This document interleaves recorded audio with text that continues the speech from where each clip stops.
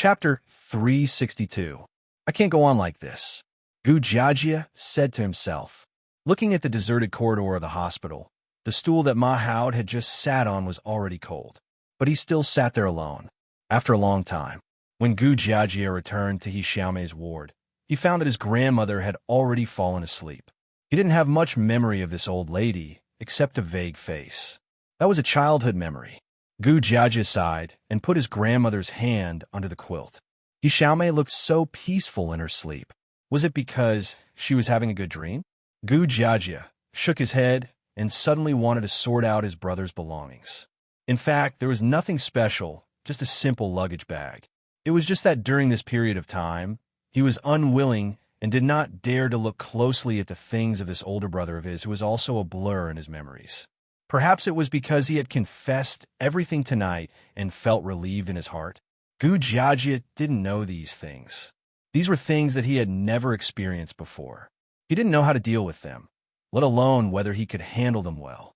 The luggage bag was placed in the cabinet of the ward. In fact, there were some clothes and daily necessities in it. They haven't been washed for so many days. Smelling the smell of the clothes, Gu Jiajie shook his head and poured out everything in the luggage bag. Just as he was picking up one of the clothes, he felt something. What he took out was a folded square piece of paper. It was a letter.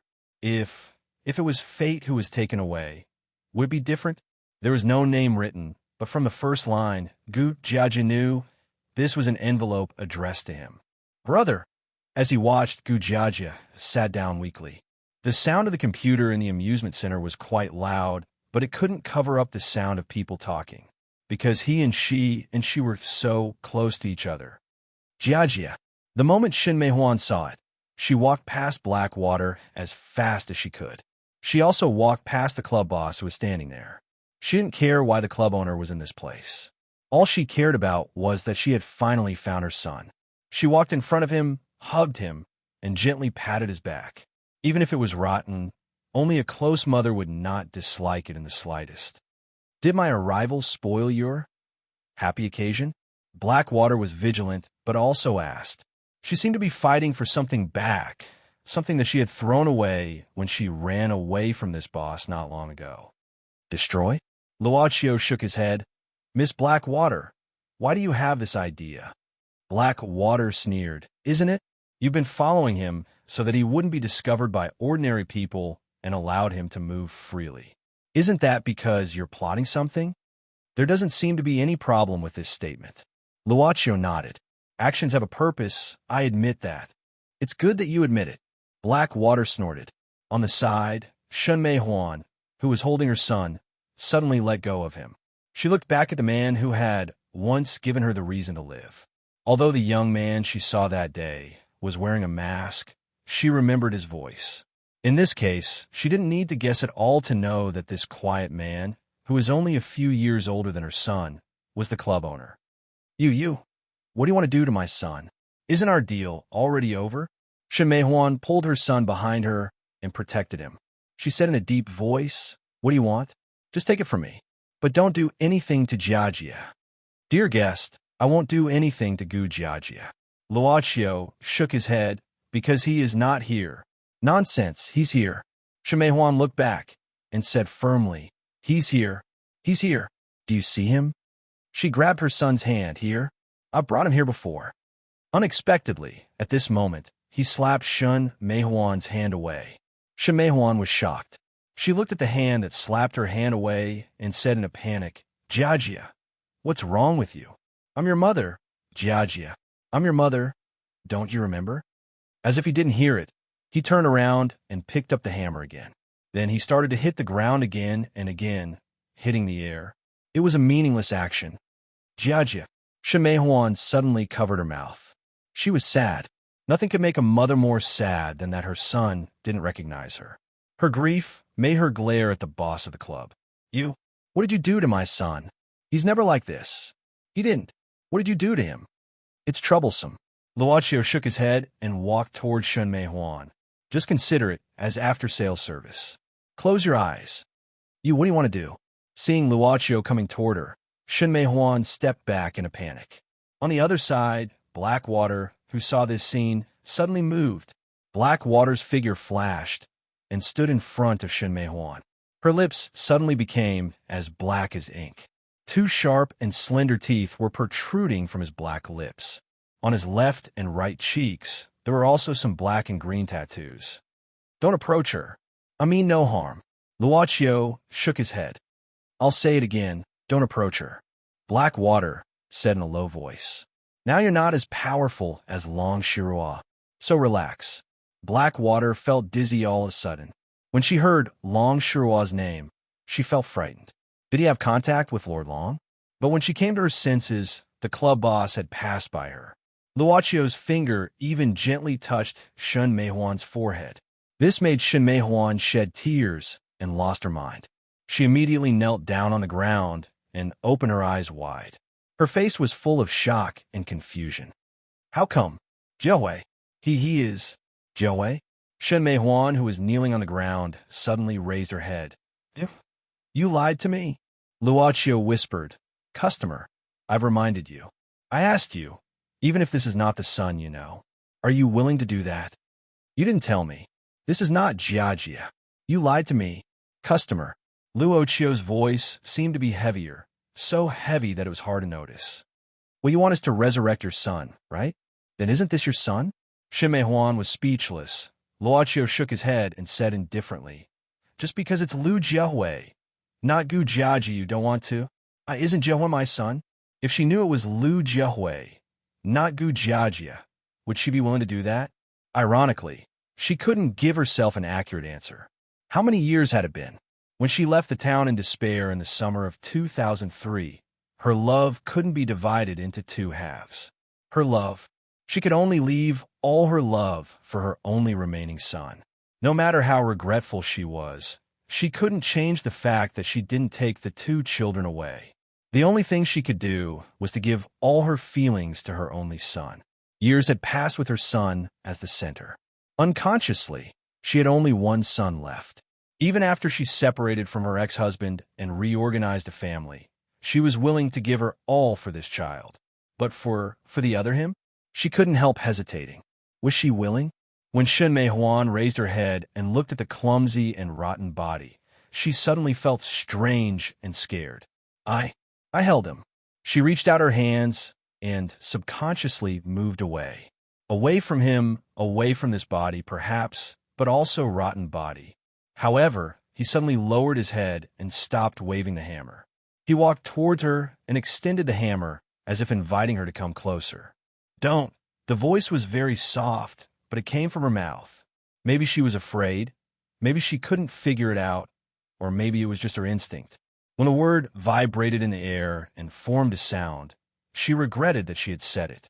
But she couldn't take it back because she had said it because he had heard it.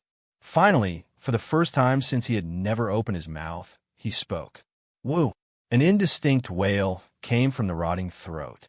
It was a sad roar. All the ugliness could be used to describe his appearance at this moment. The hammer fell to the ground.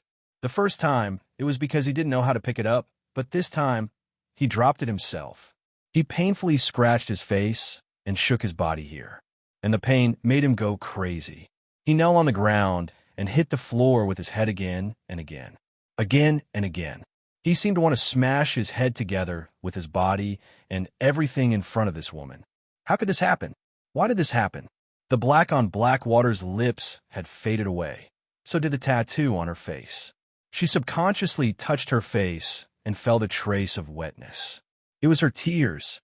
She didn't know when the tears fell from her eyes. That was the reverberation of the voice of the crying soul from the bottom of her heart. She heard it, just as Luochio said, she heard it. I heard it. I heard it. She muttered to herself, he is crying, his soul is crying. She looked at Luochio and couldn't help but feel shocked. He really has his own thoughts. How could this happen? He gave birth to a new soul. Impossible. No.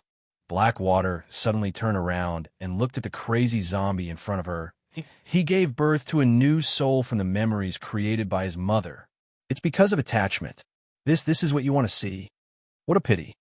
Luochio shook his head with a trace of disappointment. It will die. Blackwater stepped back and didn't dare to look at the young man's eyes. Although she didn't feel anger, dissatisfaction, and other emotions from him, she still didn't dare to look at this man. He did nothing but quietly waited for the birth of the new soul. Maybe he just wanted to enjoy the moment of the new soul alone. If I didn't bring her here, could he reunite the 3 souls and 7 spirits that have been scattered? Could he really be resurrected? He was just waiting here, but she brought Shin Mei-Huan here. Chapter 363. Luochio didn't have much impression of Blackwater. Although he had made a deal with Blackwater once, it was only once, and he was not considered a regular customer. But even so, she was still a customer. The boss of the club had always been polite to his guests. What this customer can pay is not enough to do that. Luochio gave her the answer, and the soul that will be born in his body will not be his original soul. Blackwater shook her head blankly. Luochio looked at him, who was still knocking on his body, and said softly, "It's just a brand new soul that was born from the lingering obsession of this body and the memories of this period of time. It may have a deep impression of the concept of mother, but it won't know who it used to be. It will only be like a newborn baby. For example, it's just that the memory of this period is denied." Newborn. Perhaps from a moment he saw Shin Mei-Huan, he treated the first person he saw as his closest relative, just like all living creatures were born. No. If so, why did he refuse his mother? Blackwater tried to refute, but her cognition was not as good as the club boss who could observe the soul world. As I said, it's born from the remaining obsession and the shared memories of this period. Those are the nutrients for its growth. Luochio suddenly looked at Shin Mei-Huan. This mother, who was in a state of confusion and bewilderment, lowered her head in a daze, as if she could not hear anything. Maybe she could hear it, but she didn't know what she could do. Since it's the nutrients for its growth, it's born with part of Lu Jiahui's brand. Luochio looked at Blackwater and said softly, "So it will instinctively feel disgusted. Even if it doesn't know how to think too deeply, it can feel it. Because it's just born, it can't express its feelings in the right way. Even if it's painful." Luochio paused, as if he was thinking about the most appropriate words. Even if it's painful, it will only know how to hurt itself. Even if it's painful, it will only know how to hurt itself. Shin Mei-Huan clearly heard the words in her ears, in her heart. She looked up with a start. His head was still crazily hitting the floor, but suddenly he hit something soft. He hit the hand that had once grabbed him, the hand that had held him. "Enough," Shin Mei-Huan sobbed. "Enough." She sniffled, took a deep breath, and hugged his head tightly. "Enough. Don't hurt yourself anymore." It was the most gentle sound he had ever heard, the sound that made his body stop, the sound that made him stop crying. "Enough," she whispered again and again. "Enough." Blackwater couldn't bear to look at this scene.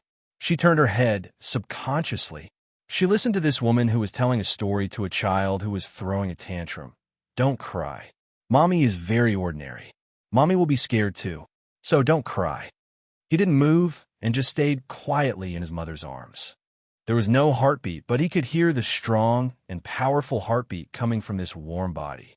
He didn't have much memory, but he seemed to have heard this heartbeat somewhere before. Even if he forgot it, he still had this feeling in his body. It was the sound that he had heard when he was still in her body, in the warm womb, in the safest space in the world filled with amniotic fluid. It was the sound that could make him feel at ease. It was the first sound he heard when he was in his mother's body. It was his mother's heartbeat, in the rotten throat, in the body that might be even more rotten, in a world that only Luochio and Blackwater could hear. Something broke out. It was like a baby who learned to speak for the first time in Shin Mei-Huan's arms. It shouted, "Mom, Mom." It had stable now. Blackwater didn't know why, but she felt relieved. Maybe she felt a little lucky. However, looking at the suffering mother in front of her, she sighed inwardly. After a while, Blackwater suddenly walked to Luochio, lowering her head and whispering, "I want to buy something from you." Then she gritted her teeth, lowering her head and walking away from Luochio. She didn't go far, but walked to another machine in the amusement center. Luochio glanced at the mother and son. The newborn soul was far more beautiful than before after the disaster. Boss Luo didn't want to leave this beauty and didn't want to move his feet. But he had to leave temporarily because there was a customer who wanted to talk about business. Fortunately, it was not far away. "Miss Blackwater, what do you want to buy?" He was always so attentive when facing customers, even if the newborn soul was more attractive to him now. Blackwater asked at this time. "It won't die now, right?" Luaccio nodded. "Not only will it not die, but it will also be stronger. The soul is a wonderful thing. It may die in the next moment, but it may also be reborn in the next moment. Well, if it's explained in terms of cultivation, it's like breaking and then building. Of course, I don't know anything about cultivation. I just learned it from reading some books. I hope I won't show off in front of you, Miss Blackwater." Show off in front of an expert? Wasn't that ironic? Blackwater glanced at the club's boss indifferently. She could clearly hear that the other party was extremely humble and honest, but she still felt displeased when she heard that. Then what about his body? It will continue to rot, but it will still have the ability to move. Luaccio thought for a while and said, "But it will stop when it rots to a certain extent. That's the limit of Shun Mei Huan's purchasing power." Blackwater heaved a sigh as she nodded. She revealed an expression of as expected. She looked at Luo at this time, looking at the man's eyes that didn't reflect anything. All of a sudden, she pulled open her collar. The black dress and the white skin seemed to form the most striking and beautiful contrast in the world. Blackwater didn't stop until her clothes came down to her chest. She gently stroked her chest with her finger. The sharp nails that shot out from his fingers cruelly scratched a shallow wound on the flawless skin. The wound split open, and red blood began to flow out. But at the same time, a little golden liquid flowed out along with the red blood. Blackwater showed a little tiredness on her face. She gritted her teeth and covered the wound with her palm. After a while, she opened her palm and stretched it in front of Luaccio. In her palm, a golden bead that looked like a teardrop slowly floated. "A drop of blood, is it enough?" "A drop of Miss Blackwater's blood is very valuable." Luaccio nodded. "But Miss Blackwater, you haven't told me what you want to buy." Blackwater said indifferently, "Aren't you omniscient? Why do you ask me?" "I see, honorable customer." Luaccio bowed. As the drop of essence blood floated in the air, Blackwater, who had turned pale, turned around and started to tidy up her clothes. Luaccio looked at the drop of blood, saying, "It seems that Miss Blackwater doesn't hate human beings as much as we thought." "You're wrong. I don't like human beings." She tilted her head. "She's just a mother to me." "So?" Luaccio smiled. "Maybe monsters have feelings too." "One question," Blackwater suddenly asked. "Do you always deceive customers with unequal information? Why does Miss Blackwater say so?" Blackwater sneered. "Isn't it? At the beginning, you didn't tell her that he was her other son. Isn't that unfair? Or do you think she wouldn't want to make this deal if she knew it was her other son? That's why she kept it?" But Blackwater didn't hear the answer immediately. She shook her head, "But it doesn't matter. Anyway, you're not a charity club. So be it." She didn't want to see the end. She could feel that this club could provide her with what she needed.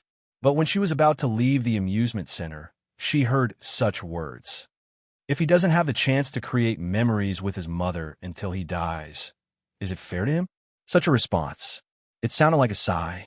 Hearing such a response, Blackwater subconsciously slowed down her footsteps before she left the door. She suddenly didn't understand. She didn't understand this boss who looked very young but had terrifying abilities. Was he pitying him? From the beginning, Blackwater didn't know. She couldn't understand. She told herself that she wouldn't make a deal with this place. Ironically, that determination that was still ringing in his ears was broken by his own hands not long after. Lowering her head, Blackwater left this place. A drop of essence blood for her, for the modern environment, for monsters. In short, she would be weak for a long time. Luaccio picked up the tortoise hammer that had been thrown on the ground. He took a tissue and wiped the dirty place on it. Shin Mei Huan didn't care, but now she only cared about him in her arms. No matter whether it was him or her, she only knew that this was also her child. Looking at it closing its eyes and sleeping, Shin Mei Huan gently picked up its fingers. It was like the day she gave birth to Jiahui and Jiajia, the day she held their little hand for the first time. But Boss Luo still walked to her. Luochio squatted down, which startled the mother. She looked at Luochio in horror. When she was about to speak, she found that she couldn't move. Even the ability to speak seemed to be taken away. She watched Luochio put his palm on its chest and grabbed a little white light. Shin Meihuan wanted to shake her head and open her eyes. She wanted to stop all this, but she still couldn't make any response. Luochio was looking at the pure white ball of light in his palm, showing an infatuated look. After a long time, when Shin Meihuan shed tears of despair, Luochio whispered, "Don't be afraid. It will get better." He put the light ball in his hand into Shin Meihuan's stomach. The light ball disappeared in a flash. Shin Meihuan finally regained her ability to move. She angrily grabbed Luochio's arm. What do you want to do? He is already like this. Can't you let him go?" "Listen." Luochio untied her hand, turned it over, and held it. Then, he slowly put her palm on her stomach and said, "Listen and feel." Shin Meihuan was stunned and suddenly looked up. "Do you feel it?" Luochio whispered, "This little life." She felt a feeling that only women could feel, a feeling that she had once felt, the feeling of a little life brewing within her body. If there was an afterlife. Chapter 364. The little monsters gathered by the window, looking cute. They were afraid that they would wake up Sister Blackwater if they made any noise. Even Piglet, who was holding a bag of chips, only dared to slowly put the chips into his mouth. It was as if he was chewing candy as he slowly crushed the chips in his mouth. Since Sister Blackwater came back with a pale face last night, she said that she would sleep and not wake her up. It had been a whole night. On the bed, Blackwater's hands were folded on her belly. Her black dress was spread out on both sides of her. She looked peaceful. "Sister Lingling, what are you doing?" At this moment, the big pig asked the little rabbit demon, Lingling. This was because Zhu Si saw the little rabbit demon Ling Ling climb up to the Blackwater pillow and approach its face. The little rabbit monster with red, gem-like eyes blinked and said, "Let me see if I can wake Sister Blackwater up with a kiss." Stupid. Did you forget how the prince woke up the sleeping princess?" The little rabbit demon, Ling Ling, stood up with her hands on her hips. It was obvious that she was the big sister of all the little demons. "All you know is to eat. Pig brain. But I am a pig. I don't want to talk to you." Ling Ling rolled her eyes. Then, she focused and slowly approached Hei Shui's lips with a pout. The little monsters suddenly remembered that Sister Blackwater once said that kissing was a shameful thing. They covered their eyes and only dared to peek through the gaps between their fingers. She was about to kiss Sister Blackwater's lips. Ling Ling swallowed her saliva subconsciously. She didn't know why her heart beat faster. She felt her cheeks were hot and her body was strangely dry. Her chest was slightly moving up and down. What was this feeling? "I'm so nervous, but I'm also looking forward to it." Little rabbit demon Ling Ling felt her breathing quicken. However, Blackwater suddenly opened her eyes. The moment their eyes met, the little rabbit demon Ling Ling jumped in fright. She immediately stood up, but couldn't keep her balance and fell to the ground. She didn't have time to cry out in pain. She covered her forehead and sat up, saying in surprise, "Sister Blackwater, you are awake." Blackwater gestured for them to be quiet and whispered, "Be good. Hide first." Once Darkwater's voice landed, the group of little demon creatures quickly hid themselves. Some hid under the bed, some got into the wardrobe, the bathroom, under the table, and behind the TV. It was like they were well trained. But Blackwater wasn't happy at all. She had practiced this kind of training because she had been on the run all these years. They should have been living happily in the forest without any worries. Blackwater let out a sigh inside. She supported herself and walked to the door of the room. Before opening the door, when he opened the door, he saw Shin Meihuan standing in front of the door. Her hand was still in the air, ready to knock on the door. Obviously, the door was opened before she could knock. Shin Meihuan was surprised. "What can I do for you?" Blackwater glanced at her mother. Her eyes were still red and swollen, but her spirit was completely different. Perhaps she had found a good solution. I heard from that person that it was because of you." Shin Meihuan wanted to explain. Blackwater interrupted. If there's nothing else, please go back. I'm not interested in talking to you too much. Don't come to me again. No matter what. Shin Mei Huan took a deep breath and said, I will never forget your kindness in my life. Whatever. Blackwater said expressionlessly and was about to close the door. We have nothing to do with each other. Go back and take good care of your child. Don't let him get lost again. Seeing the door closed, Shin Mei Huan reached out her hand to stop it. It was in this small gap that she and this mysterious woman, whom she had only met a few times, looked at each other in the eyes. With gratitude, Shin Mei Huan said solemnly, I will give birth to him. No matter how hard it is, I will make sure he is born healthy. Once again, make him call me mother again. Give birth to him? Blackwater stopped, and a trace of doubt flashed in her eyes. Shin Mei Huan nodded and lowered her head, gently stroking her belly with a happy smile. The door was closed silently, cutting off the conversation between the woman and the monster. Blackwater quietly leaned against the door and murmured, I am just... Even though she said what she wanted, she could clearly feel that the mysterious shop from the unseen world already knew what she meant. She just wanted to restore the body to its original state, get rid of the corpse energy, and let the newborn soul grow up healthily. But in a different form, if she really gave birth to it, it would feel the most sincere love in the world, and it would grow up healthily. It would really become him. What kind of person are you, Miss Blackwater, who came from the deep mountains and had hundreds of years of cultivation and had a strong prejudice against human beings, fell asleep again with a trace of inexplicable feeling? When Ma returned to his office, he found a young man sitting in his office. He recognized this young man, who worked for Old Qin in the forensic department. Hey, Xiaobao, why did you come here so early in the morning? Officer Ma, the young man shrugged his head and said, Can I apply for temporary political asylum from you? What? Ma didn't know the situation and was confused. Section Chief Qin lost his temper early in the morning, so I dare not go back. Xiaobao sighed. What's wrong? Here's the thing. Isn't there a body sent here before? The first time we sent some cell tissues for examination, we found cancer cells, but then we found cancer cells again. Xiaobao sighed and said, The section chief said that I wasn't serious about my work and gave me a good scolding from head to toe. But I guarantee that every time I check it carefully, what the hell? How could it change back and forth like this? The result came out?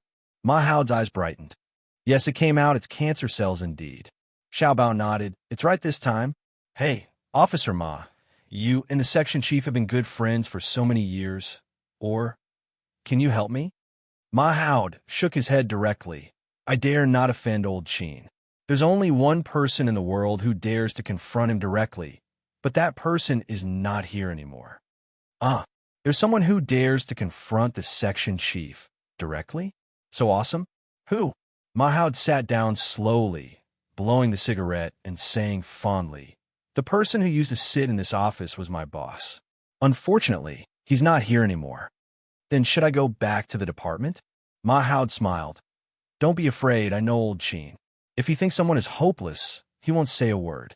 If he really scolded you from head to toe, it proves that he has expectations for you. Do you understand? You still haven't told me whether I should go back or not. Then, do you still want your salary? Mahoud slammed the table and said fiercely, Go back to where you came from. The forensic doctor stays in our team all day long. Are you crazy? Sorry. In the number 3 hospital, Gu Jiajia, who didn't sleep well all night, walked out of the ward with a kettle, intending to get some hot water. But when he opened the door and walked out, he saw someone he didn't know how to deal with. His mother, Shin Mei Huan. Shin Mei Huan was standing in front of him, so he had nowhere to run. He panicked and dropped the kettle on the ground. Shin Mei Huan sighed and picked up the kettle, shaking her head. You're a grown-up. Why do you still lose your mind when you're nervous? Gu Jiajia suddenly stared at his mother. He had heard this sentence too many times and would never forget it. Mom, I know. I'm sorry. I'm wrong. In the corridor of the hospital, the mother and son softly talked about some psychological things. Gu Jiajia lowered his head and said, Mom, this is the last letter brother wrote to me. Gu Jiajia took out the folded letter from his clothes and handed it to Shin Mei Huan. Shin Meihuan opened it silently and read it word by word. Tears started to fall down her cheeks. Finally, she took a deep breath and raised her head, hoping that her tears could flow back. She also hoped that time could go back. Finally, she slowly exhaled and subconsciously stroked her abdomen. She suddenly tore the letter in her hand into pieces. "Mom, this is my brother's last letter." Shun Meihuan gently shook her head. "Your brother is not dead. He is still alive, living in my body." Did his mother mean that he was still alive in her memory? Gu Jiajie didn't understand it for a while and nodded. Shin Meihuan gently put her hands on Gu Jiajie's shoulders and whispered, "You have two identities now, do you know? Don't let your brother down, and take good care of your grandma. Don't be afraid. Mom will help you. Come on." Shin Meihuan quickly wiped her face. As an adult and a mother, she knew that she needed to be stronger than anyone else. With a complicated look in her eyes, she opened the window in the corridor. She bit her lip and took a deep breath. Then, she scattered the pieces of paper in her hand with the wind. In the ward, He Xiaomei, who had just woken up, squinted her eyes and touched her head. It seemed that she wanted to lift the quilt. "Jiaowei, is it your mother who is here? It looks like..." The old woman's face was full of expectation. "It's me." Shin Meihuan came to the bed and sat down. She grasped He Xiaomei's hand and whispered, "I'm here to see you, Mom." "Meihuan, Meihuan." The old woman almost choked with sobs. She had never thought that there would be a day when her former daughter-in-law would call her mother in such a gentle tone. She didn't know if God was merciful to her so that she could fulfill her wish in the last few years. "That's great, that's great." The old man rubbed his eyes and repeated, "That's great, that's great. Jiaowei, come on." The old woman reached out and grasped Gu Jiajie's hand and Shun Meihuan's hand. The old woman's hand, the mother's hand, and the son's hand were held tightly. The old woman was careful not to interrupt this dream-like morning. She whispered, "When Jiajie comes back from abroad, our family will be complete." Shin Meihuan choked with sobs. She wanted to say, "Our family will be complete." At this moment, the courtyard of the hospital was a place for patients to recuperate, so it was not a sin to be lazy here. The weather today was very good, and it was more suitable for patients to enjoy the sunshine in the courtyard. In the pavilion at the corner of the courtyard, the young man sat there. No one paid attention to him, and no one could pay attention to him. No one noticed that there was a hammer on the stone bench beside him. It was like a plastic hammer used to play games. As for him, he was opening his palm. In the palm of his hand, pieces of paper were slowly closing and piecing together. In the end, they turned into a complete letter full of cracks. Luochio put the letter on his lap, stretched out his hand, and smoothed it thoroughly. Then he picked it up and read it patiently. If it was me who was taken away, would our fate be different? I'm sitting here, sitting in your room. There are many things I've always dreamed of, and now I'm grasping them with my own hands. But I know that these things never belong to me. Even if I come to this house, as you. I saw my mother. After so many years, I finally have a chance to talk to her again, eat the dishes she cooked, and listen to her say good night to me. But I don't know why I'm not happy. I thought I could be happy. At least, in the last days of my life, I could personally experience these things which were extremely luxurious for me. But I really can't be happy. Do you know why? Because in my mother's eyes, she only saw you. I don't blame her because she didn't know. I don't blame her for believing the lies of our bastard father. Because in her opinion, there would be no father in the world who would make a fake grave for his son. Yes, I know all this, so I don't blame her, but I still can't be happy. If she had been willing to investigate properly, would she have found something? If she had taken me away, would the result have been different? I ask myself, why am I the one who has to bear all this pain? Why? Why am I the one who stays in this house? Why am I the one who has to face such a bastard father? Is it because of the court's decision?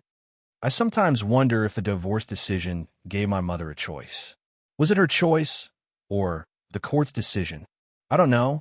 I don't even dare to think about it. Today, your father, who is also a bastard, is beating you again. Of course, the you here is actually me. I resisted, instinctively resisted. I don't know why you didn't resist all these years, but I don't know why, when I know that you're being treated like this, to be honest, I even feel a little happy. Because even if fate chose you, you are not better off than me. I hate everything. I hate you.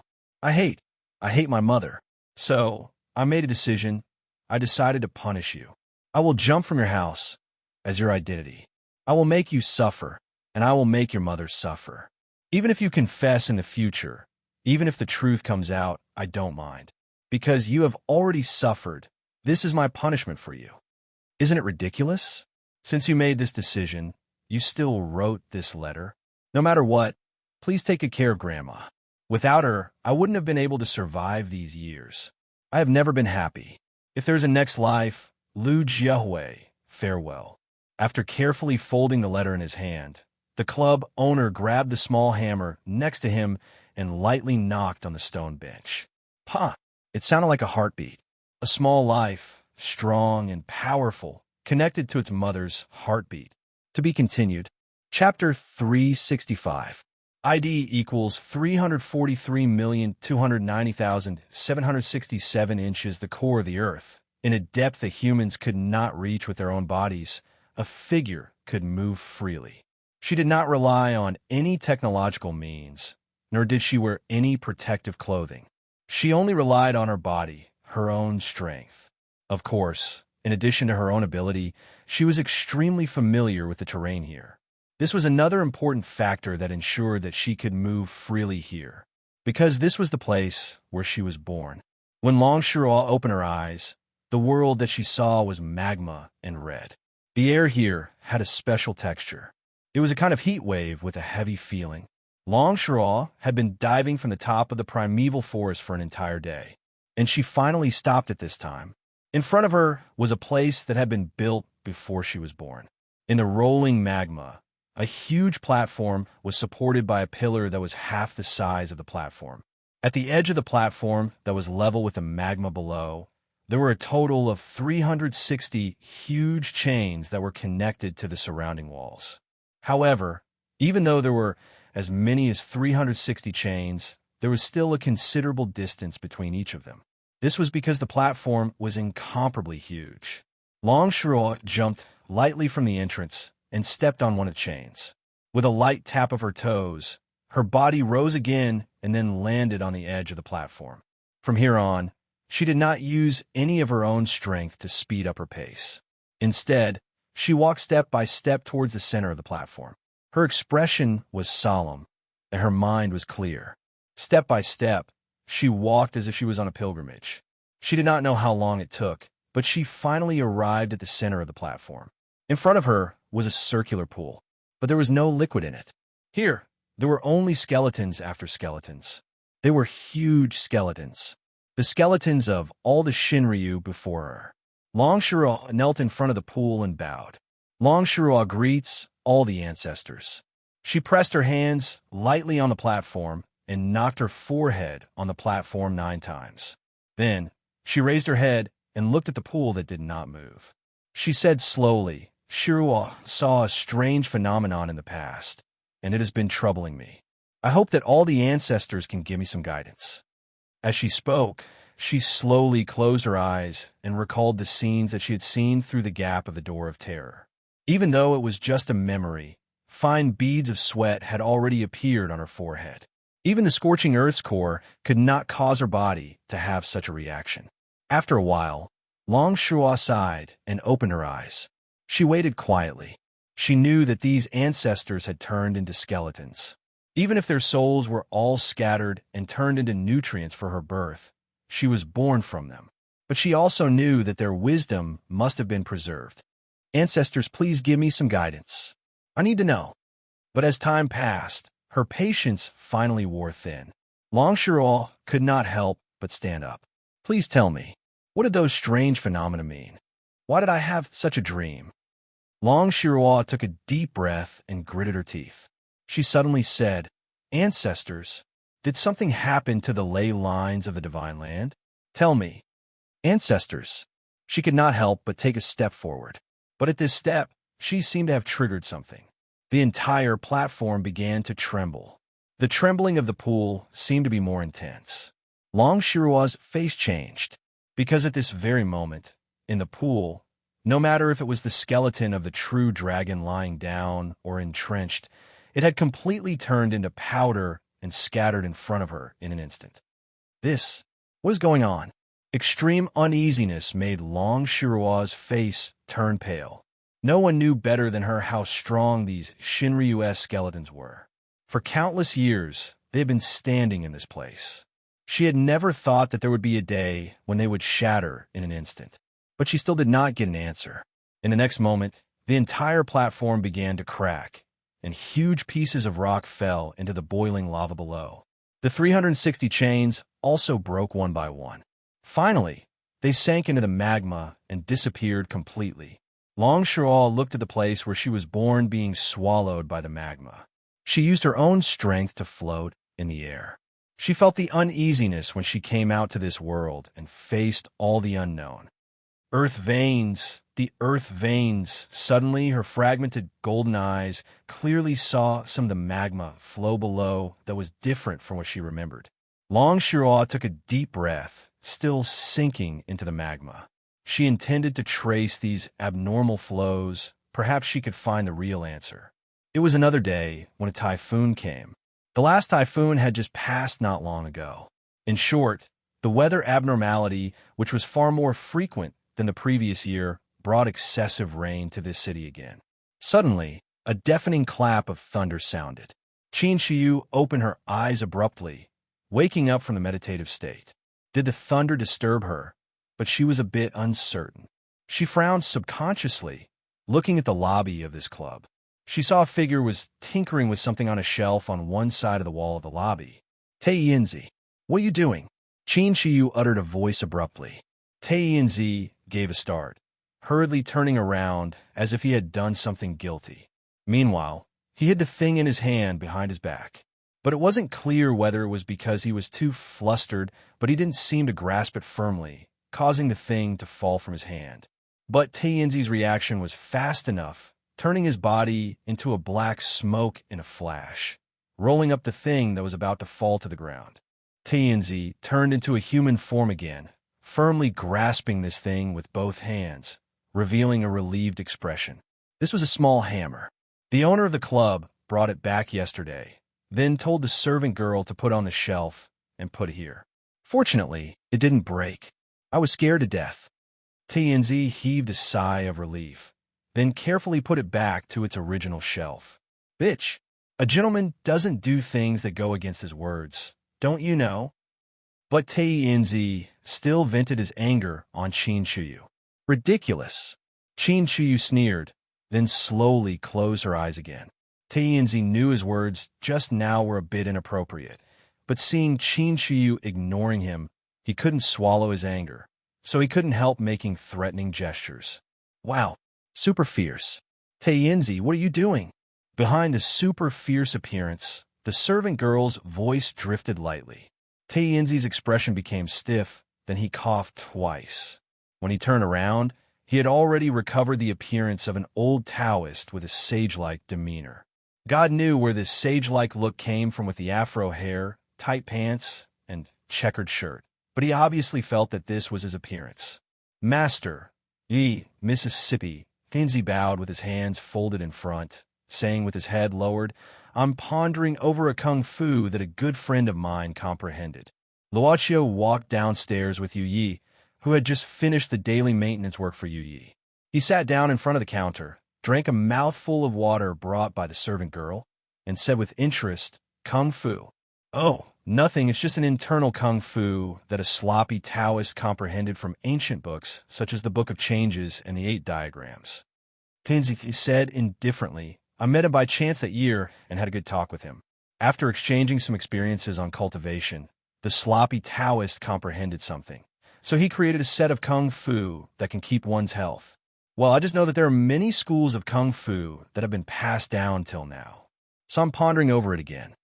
Luochio looked at Taiyinzi quietly until this old guy changed from being calm to being anxious.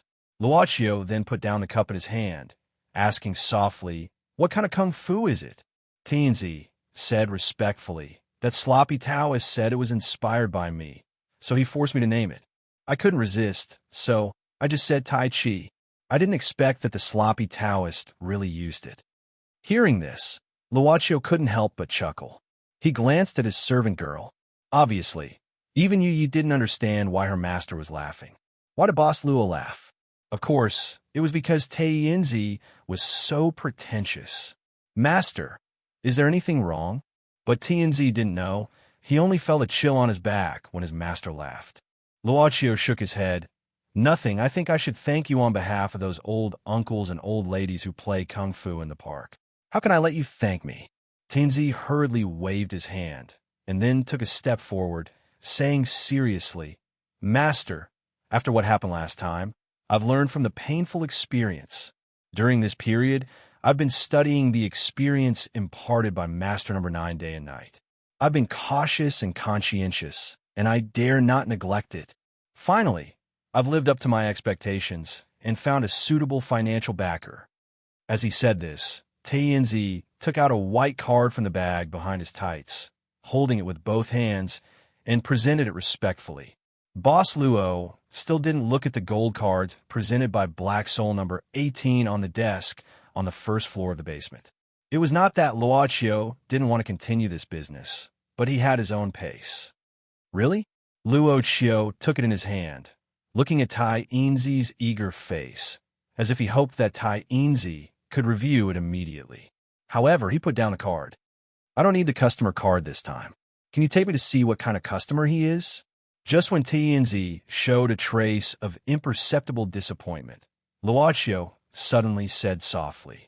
He remembered that Tianzi made a mistake last time and wondered what would happen this time. Yes, sir. Tianzi was excited.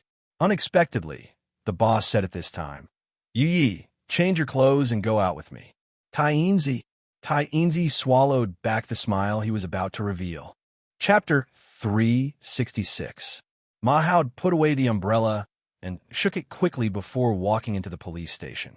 Just as he walked past the reporting room, he heard the noise inside and couldn't help but be stunned. Ma Ran saw someone he knew. Gu Feng, Shin Meihuan's husband, maybe ex-husband? Last time, Shin Meihuan said that she would divorce this man, but he didn't know what happened. But there was another woman in the reporting room. She was about 30 years old with bruises on her face. It seemed that she had been beaten. A policeman who was taking notes saw Ma Hao and came out. Ma Hao, what's the matter? You seem to be late today. Oh, it's raining heavily. There's a traffic jam on the road. I don't know what the municipal government is doing. The water is blocked everywhere. Ma Hao complained and asked, what happened inside? Oh, nothing, just an ordinary beating case. The policeman shrugged and said, the man inside seems to have been cheated on. He raised the son of another man for several years. Now he found out, so he was angry and beat the man violently. Ma Ran, do you know him? No, I don't know him. Ma Hao raised his head, inserted his finger into the key ring, and turned the key to leave. In short, he just left. Ma Ran didn't know why, but in short, he felt so good. However, his good mood did not last long before it turned gloomy. When Ma Ran walked into his office, he saw Wang Yuechuan sitting in his office, as if he had been waiting for a while. He clearly saw the man from the provincial bureau. Now he looked down at his watch. At this time, a civilian policewoman came with a tray. Ma Hao suddenly said, wait, where are you going? The policewoman was stunned and said subconsciously, Officer Ma, I'm going to pour a cup of coffee for Comrade Wang. Oh, did you put sugar? Ma Hao nodded. Yes, one. The policewoman was stunned. She didn't know why Officer Ma asked this question. Ma Hao said indifferently, Comrade Wang likes sweet things. One is not enough for 6. The female police officer said pitifully, Officer Ma, I can put 6 pills in there for you, but can you take them in yourself? You can't let me take the blame for Comrade Wang, can you? Ma Hao opened his mouth. He was hurt and felt betrayed. He snorted coldly and drank the coffee himself. All right, why are you drinking coffee? Just give him a cup of water. This cup is mine. Oh, all right. Wait a minute, I want to open it with cold water. When Private Ma walked into the office with a paper cup in his hand and sat down, he met Wang Yuechuan's eyes. "Comrade Wang, why didn't anyone pour you a cup of water after sitting here for so long?" Ma moistened his throat and said with a smile, "It must be because the people outside were too busy and forgot to greet you. It doesn't matter. I'll teach them a lesson later. What can I do for you?" "Officer Ma, please arrange for me to meet this Zhao Ru." Wang Yuechuan directly told him the source. Ma Hao thought for a while and frowned. "Comrade Wang, according to the letter found in the first victim's home in Zhao Ru's handwriting, the preliminary evidence is conclusive. Although she still refuses to talk, I believe that she can escape from her conscience, and our interrogators will get the results soon. Comrade Wang, we don't need to bother you. I just have something to ask." Wang Yuechuan said indifferently. "Officer Ma, please arrange it." Ma Hao moved closer and frowned. "Is it about the cram school?" "Officer Ma, I can't tell you now." Wang Yuechuan asked for the third time in the same tone. "Please arrange it." Watching Wang Yuechuan walk into the interrogation room and close the door, Ma Hao raised the third finger of his left hand behind his back. Although the young police officer beside Ma Ili knew that Ma Ili had learned this set of movements because his sister-in-law had sent him a lot, he didn't point it out. Instead, he walked to another room without saying a word. According to the rules, when someone was interrogating a criminal, someone should be watching from another room. "Wait, you don't need to watch." Ma Hao shook his head. "This is their request." "Ah, isn't it against the rules?" Ma Hao said unhappily. "What can I do? Haven't you heard of the saying that a superior officer can kill a criminal?" "Oh, then I'll go back." The young policeman nodded and planned to go back to the department. But he was stopped by Ma Hao. Ma Iran snorted, "Idiot, don't watch. Can't you listen? Put your ears on the door. Don't miss a word." "So, are you going to abandon me like this and go back to playing that minesweeper that you can't beat no matter how hard you try?" This was the first time that Wang Yuechuan met Zhao Ru. Although he had already seen this woman countless times in the photos in the file, he remembered all the details in his mind very carefully. But when he saw her, Wang Yuechuan finally knew why this woman didn't say anything even after such a long time of interrogation. Her eyes revealed a kind of morbid silence and calmness. Wang Yuechuan even knew that as long as he didn't say anything, this woman in front of him wouldn't say anything. Perhaps, even if he spoke, she wouldn't respond. "Zhao Ru, I've seen your file." Wang Yuechuan chose to speak first, but Zhao Ru didn't respond. She just sat there silently and didn't even raise her head. "I'm not here to ask you to confess." Wang Yuechuan opened his suit and took out several photos from the inner pocket. "Answer me. Have you seen these people?" There were 4 photos in total, 3 men and 1 woman. One of the men was wearing a pair of glasses and had an obvious mole at the corner of his eye. The other 2 men and 1 woman looked ordinary. There was nothing special about them. Zhao Ru just glanced at them casually and then turned her eyes away. She looked at the huge glass in the interrogation room. She didn't say that she was looking at the people on the other side of the glass, but just at her own appearance on the glass. She even reached out her hand and brushed her hair as if she was combing herself in the mirror. She even played with the necklace on her neck. But she still didn't answer. Wang Yuechuan squinted his eyes. Suddenly, he picked up one of the photos. It was a man. This man killed 6 people in the provincial government 1 year ago. He picked up another woman's photo. This woman is Miss Wu, but she committed 3 murders 8 months ago. Then he picked up another man's photo. This one is unemployed, but he tortured and killed 4 homeless people 6 months ago. Zhao Ru glanced at Wang Yuechuan indifferently. She still didn't speak. She just stood up and walked towards the glass in the interrogation room. She carefully tidied up her appearance. "Ms. Zhao Ru, please cooperate with me." Wang Yuechuan also stood up and even approached Zhao Ru. His figure appeared behind Zhao Ru in the mirror. "I don't know why you asked me these people. I don't know." Zhao Ru said indifferently. "Do I need to answer? Really? You don't know them?" Wang Yuechuan nodded and suddenly moved closer to Zhao Ru. His body was almost touching Zhao Ru's back. He suddenly put his hands on Zhao Ru's shoulders. He didn't use much strength. "What? Is it not the trend to extort confessions, but to harass?" "No. Why would I?" I just... Wang Yuechuan suddenly sneered. I want to take something from you. Then Wang Yuechuan pulled the necklace off Zhao Ru's body. Then he quickly moved back to the table and raised the necklace in his hand. This. Get it back to me. Zhao Ru, who had been calm all the time, suddenly became agitated.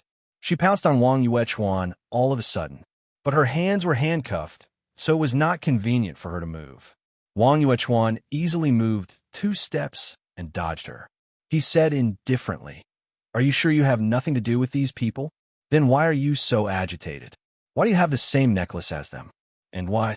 Looking at Zhao Ru's ferocious eyes, Wang Yuechuan said in a low voice, Why are you so nervous about this necklace? Give it back to me. Zhao Ru rushed towards him crazily again. Wang Yuechuan could only press her against the wall and said in a low voice, Say it. What does this necklace mean? Did you get it from the bespectacled man? What's his name? I don't know. I don't know. I don't know. Give it back to me. Give it back to me. Zhao Ru, whose face was pressed against the wall, struggled crazily. What happened? At this moment, a young policeman rushed in after hearing the noise. Seeing the situation here, he opened his mouth but couldn't say a word.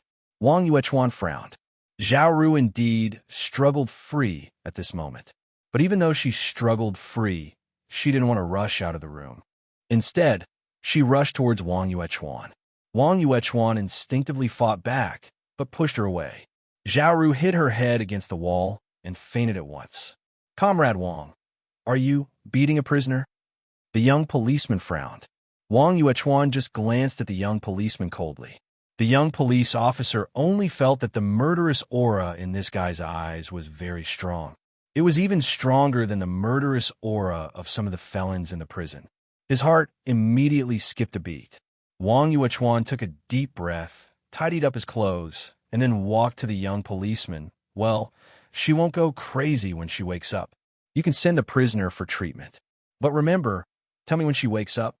Wang Yuechuan left directly. F***CK. Do you really think you are a super detective? Chapter 367. For prisoners, there would always be 1 or 2 days every month that they looked forward to the most. It was not the extra food in the prison cafeteria during the festive season, nor was it the occasional prison event. Of course, it was not a day that they did not have to work. It was an open day. It was the day of visiting prisoners. Cheng Yumin, Li Siqing, Wang Wei, Sung Jinfu, when the prison guards called the names one by one, when the quiet prisoners stood up and walked into the meeting room with a smile, and when the prisoners walked out of the meeting room with melancholy and reluctance, there were always people who had been sitting here and waiting with difficulty. Because there were always people who had not been called, those who had never been visited by anyone. With a buzz cut and half black and half white hair, he should be in his 60s, right? But maybe he was younger. After all, life in prison could not be said to be comfortable, so he looked old. But Zhou Xiaoquan knew that the old man sitting on the field with him was exactly 57 years old, because today was the old man's birthday. Brother, make a wish. Today is your birthday, but I can't get a cake. This is a red egg that I asked the auntie in the cafeteria to make. How about it? Gui Yushua took out an egg from his prison clothes. Zhou Xiaoquan was finally caught after escaping from drunk driving. The sentence was not long or short. Anyway, he had been in this prison for some time, but the old man sitting next to him had been in a daze before he came. He heard that it was murder. Zhou Xiaoquan did not ask in detail who was killed. In this place, everyone had their own past. Unless the other party was willing to talk, it was not a friendly act to inquire. In addition to the old man committing murder, Zhou Xiaoquan only knew that this old man was called Feng Guichun, a northerner. His wife died in childbirth, and then he had a daughter.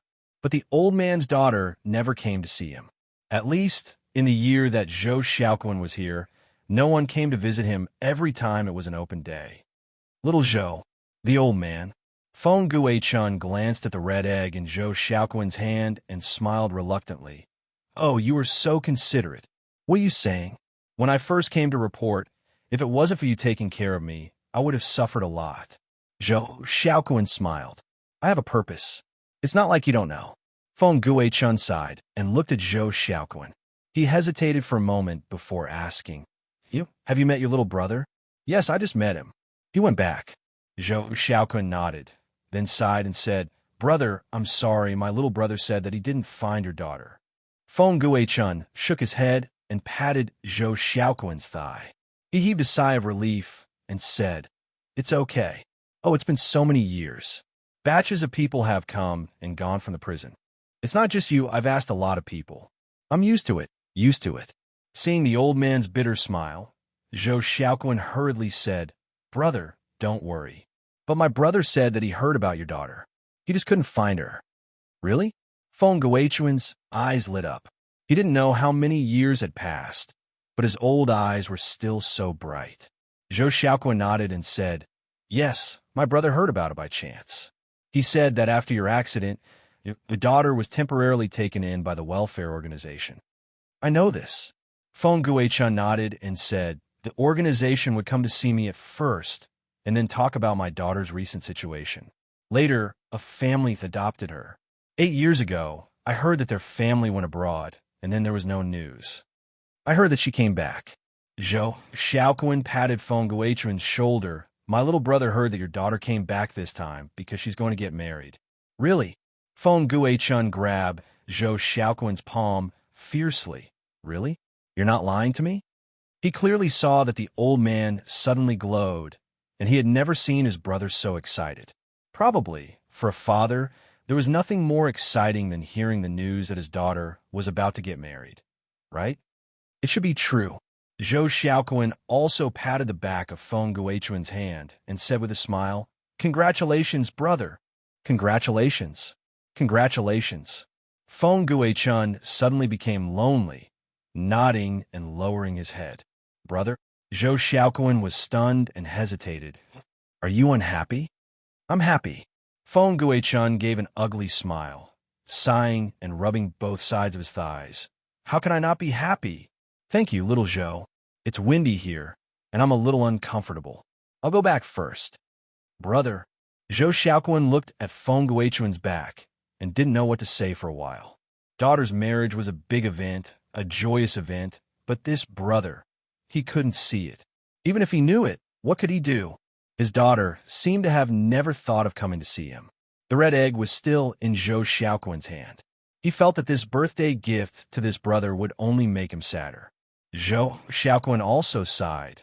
This red egg couldn't be given away, and he didn't intend to eat it himself. Shaking his head, he put the red egg on the stool and walked back himself. Not long after, the red egg on the stool was picked up by someone. The boss of the club picked it up. Then he sat on the stool, looking at the playground of the prison in the rainy day. Because of the rainy day, the water on the playground rippled into numerous small circles. The scenery outside the fence and inside the fence were different because of this. Master, what do you think? Seeing Luochio didn't say anything for a while, the servant girl of the club could keep her cool, but Tianzi couldn't, so he had to brace himself to ask. What do you mean? Luochio looked at Tianzi and asked. It's this time's investor. Tianzi, he said respectfully. I'm talking about Feng Guichun. You see, he wants to see his daughter so much. I think for this, he must be willing to give all he has. Especially just now, after hearing the news from his cellmate. His idea must be stronger. Seeing the boss of the club just looked at him with a faint smile, Tianzi hurriedly said, Besides, as long as Feng Guichun's daughter comes to see him, isn't it easy? As long as I possess her, she can come here at once. It's convenient to take a taxi or something. Boss, this is a great profit. Seeing that his boss still didn't say anything, Tianzi was a little anxious, rolling his eyes and saying, Master, you see, Feng Guichun must be willing to give all he has for such an opportunity. And when he finally sees his daughter, he must be so moved, weeping bitterly and having no regrets in this life. This quality will definitely become higher. Seeing that Boss Luo still didn't say anything, Tianzi couldn't help but panic. Did he say something wrong? No. According to his observation, the boss of the club should be interested in this, right? Besides, occasionally he could eavesdrop on the conversation between the master and the servant girl, and he could also hear about the quality of the soul. So, right? But the silence of the boss still made him panic. Master, Luochio put the red egg back to its original place, standing up and saying, Tianzi, this time you found a good investor. That's all thanks to Master. Luochio chuckled, and then disappeared in front of Tianzi. Tianzi was stunned on the spot, looking at the servant girl who was obviously going to follow the master back. He could only say hurriedly, Miss Yu Yi, what does the master mean? I'm stupid. I can't figure it out. Didn't you hear the master say that this investor is good? The servant girl said indifferently. Don't you understand? Oh, I know. Tianzi suddenly quivered. I'll go to work right now. I'll do my best. I'll never let the master and Miss Yu Yi down. The servant girl also disappeared in the rain. This was a medical institution that cooperated with the Bureau. Generally, prisoners or detained suspects would be specially sent here if they had any physical conditions. The window was specially made to prevent prisoners from escaping. The young policeman and the other policewoman sent Zhao Ru here. Looking at Zhao Ru, who was still unconscious, the young policeman immediately asked the doctor, Doctor, how is the prisoner? Well, there are many reasons for fainting. I've arranged a blood test for her. The doctor took back his stethoscope, but her physiological condition is normal. She should be able to wake up soon. Oh, that's good. The young policeman nodded, and then looked at the policewoman. I'll sign the paperwork with the doctor. You stay here and take care of her. Then he handcuffed Zhao Ru's arm to the guardrail and said seriously, Just in case, be careful. I know. The policewoman nodded. Lin Feng, leave it to me. The young policeman, Lin Feng, and the doctor walked out of the ward. At this time, the little policewoman carefully looked at all the windows in the ward and also looked at the built-in bathroom. Finally, after locking the door of the ward, she took a newspaper and sat down. But for some reason, the more she looked, the heavier her eyelids felt. Just like that, she slowly closed her eyes. Her head suddenly hit the ground, and she fell asleep. At the same time, the lock on the door suddenly clicked and turned slowly. Finally, someone pushed the door open. The sound of leather shoes clanking against the floor was heard as the man walked in. He even pulled a chair and sat in front of the patient. As soon as he sat down, the man took off his glasses and carefully wiped them with a handkerchief. After putting on the glasses, the man looked at Zhao Ru. After a while, he stretched out his hand and gently picked up the necklace on Zhao Ru's neck. The crystal pendant of black water seemed to light up in the man's palm. He whispered, What an ugly thing, but it's not enough. Chapter 368. Lin Feng looked at the time. Half a day had passed just like that. He walked out of the doctor's office and hurried to the special ward. Lin Feng opened the door and said, Hurry up, I'll go out to buy something to eat. What do you want to eat? Before he could finish his sentence, he saw an empty hospital bed. Lin Feng ran to the bed without thinking. The handcuffs used to handcuff Zhao Ru were broken. Only half of them were hanging on the guardrail of the bed. His colleague, the policewoman, didn't wake up. He didn't know how she fainted. Lin Feng was shocked and broke out in a cold sweat. He could only call back for help. Zhao Ru is missing. What? Ouch. Ma Hao was shocked and angry. Then he groaned as if he had hit something on his body. How could he disappear? I don't know. I went out with the doctor for a while. I asked Xiaoka to look after her. But when I came back, she couldn't wake up. The handcuffs used to lock Zhao Ru seemed to be sawed off by something. The cut was very neat. I think someone might have kidnapped her. How long? About 10 minutes, no more than 13 minutes. I see. Ma Hao said hurriedly. Let her stay in the hospital. You go to the hospital to check the CCTV to see if you can find anything. She couldn't have gone far in 13 minutes. Yes. In the police station, Ma Yi turned off the phone. He didn't have time to care about his injured knee. He ordered his subordinates to do their work. Inform all the bus stations, train stations, airports, and even the owners of those pheasants. Ma Hao clapped his hands vigorously. Get out of here and get to work. Hurry up. He drove all the people out of the department. At this time, Wang Yuechuan, who treated the conference room as his temporary office, opened the door and walked out. Seeing the people in the department in a hurry, He couldn't help frowning slightly and asked casually, "What happened?" If this guy had obediently hidden in the meeting room and read the documents, you might not have planned to find trouble with him immediately. However, this guy had walked out on his own. Mayu could not help but say angrily, "Comrade Wang, do you know what you have done? Zhao Ru was kidnapped in the hospital." Wang Yuechuan's face darkened. He walked out of the conference room directly and said with a sullen face, "Why did you let someone take her away? Didn't your people keep an eye on her?" Ma Hao snorted, "I believe in my people. Now, one of my people is lying in the hospital in a coma. But you didn't tell me what you talked about with Zhao Ru. Why was she kidnapped? You should know it better than I do. Who was the one who put this woman in a coma and needed to be sent to the hospital?" Wang, Tong, Ji.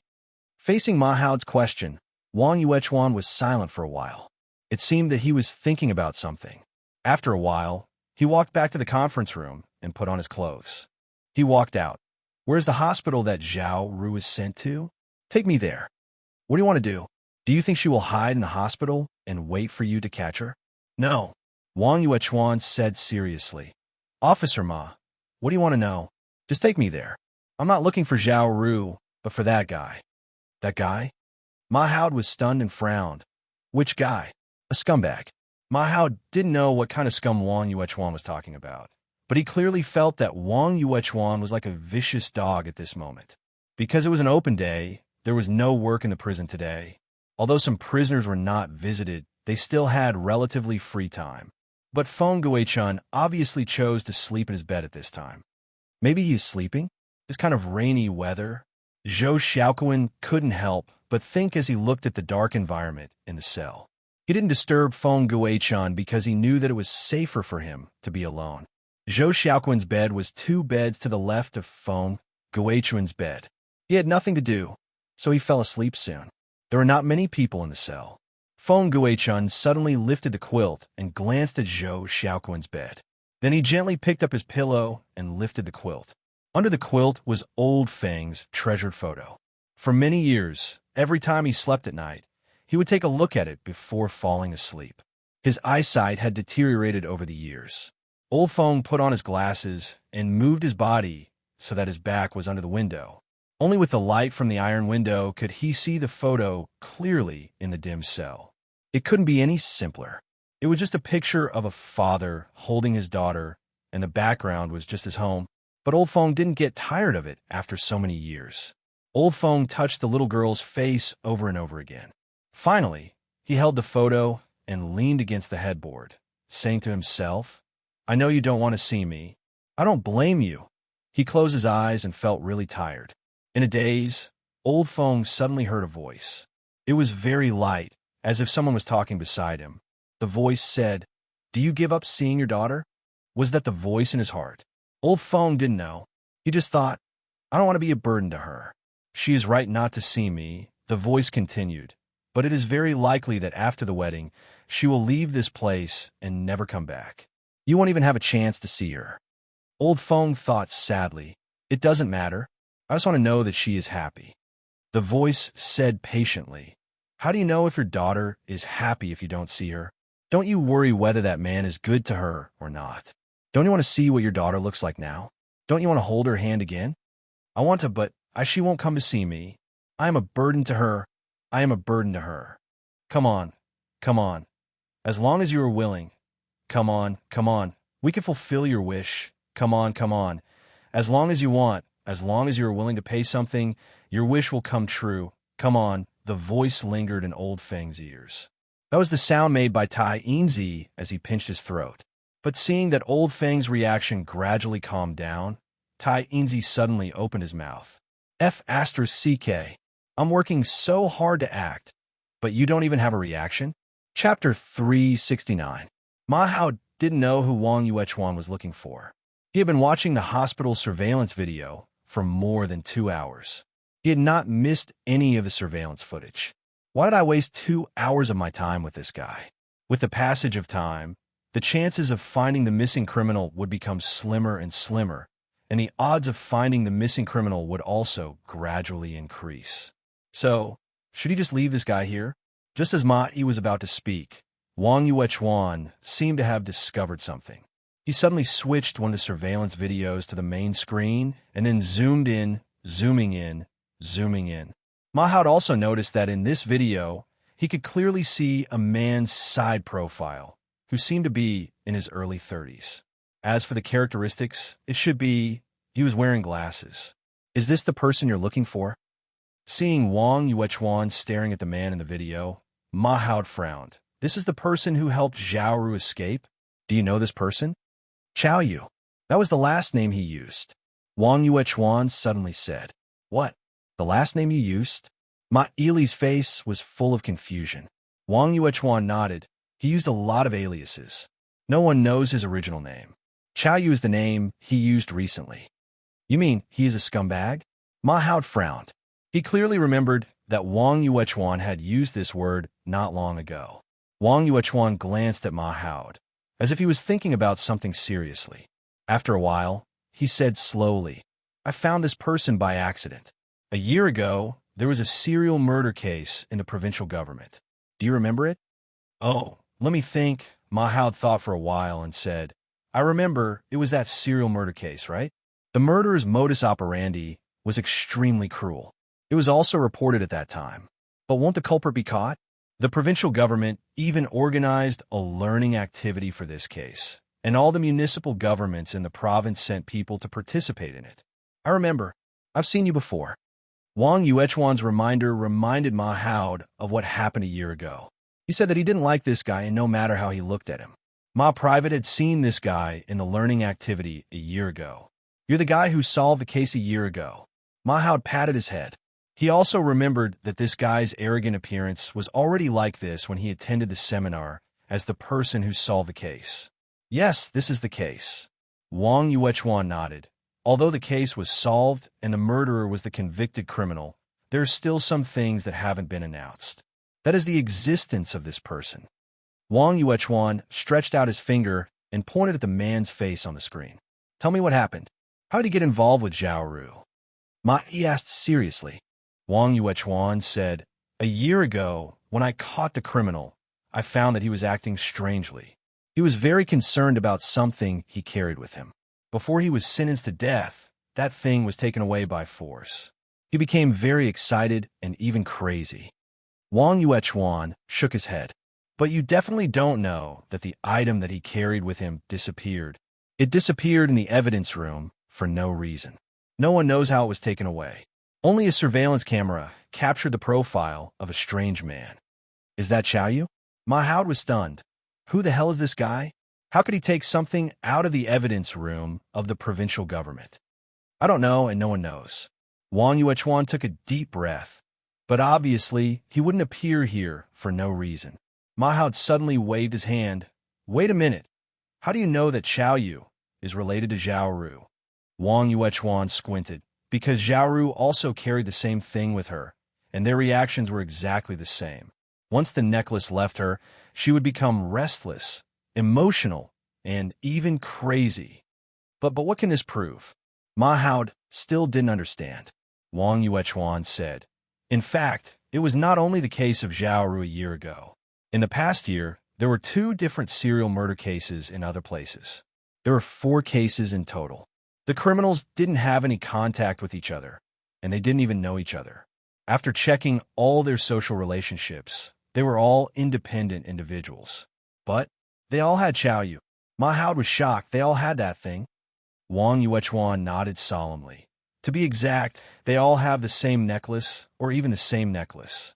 Except for Zhao Ru, the previous 3 necklaces all disappeared mysteriously in different evidence rooms.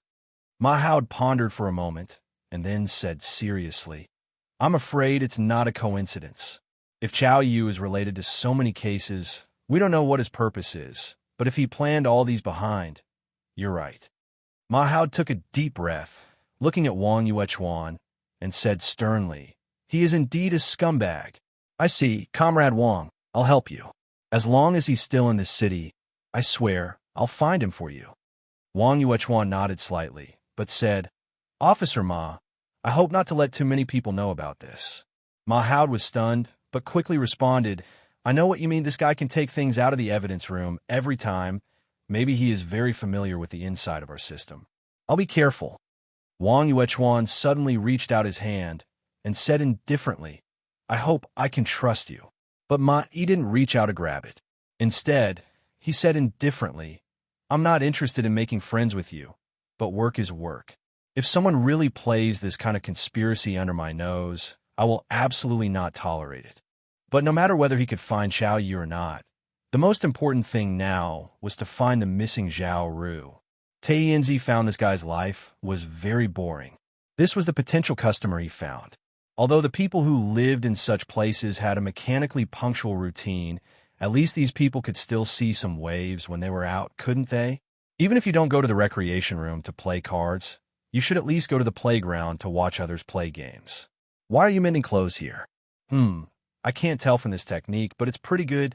The club's only strongest, the only newcomer, the Black Soul Messenger, had already stayed in this prison for 2 days.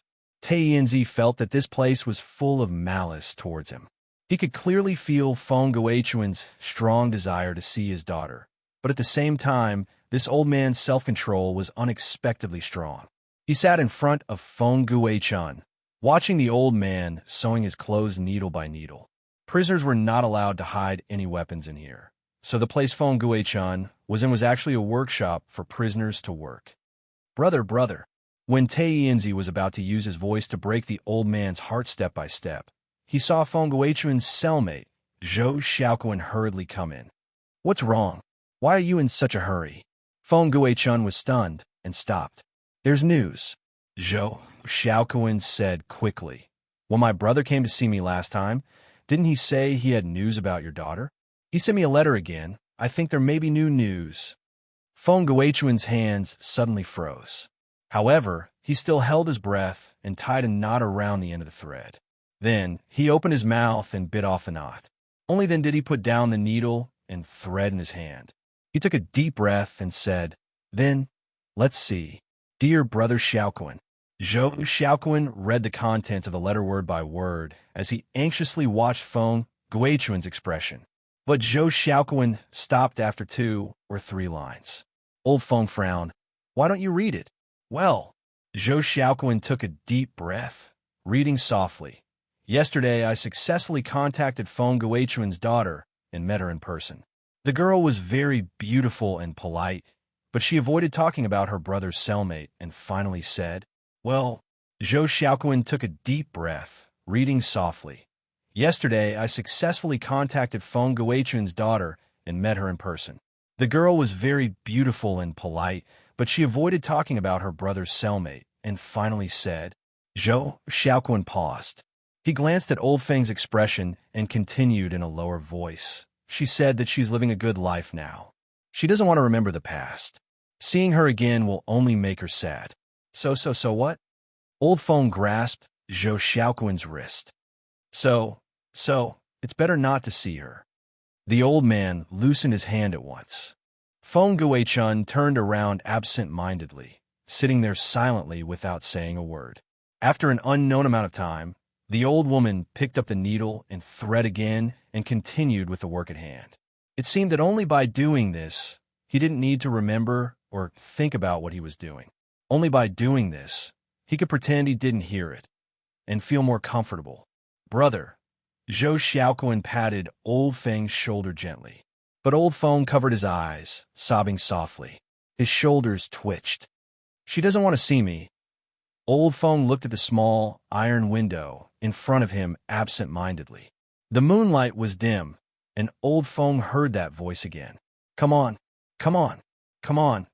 It seemed to be far away, but also seemed to be near. It was everywhere, making Old Feng's heart surge like waves in the sea. Come on. Let your daughter see you. Let her call you Dad for the rest of her life. As if a switch was turned on, Old Feng couldn't see the iron window in front of him, nor could he see anything in the cell. He only saw a door that seemed to have been prepared for him for a long time.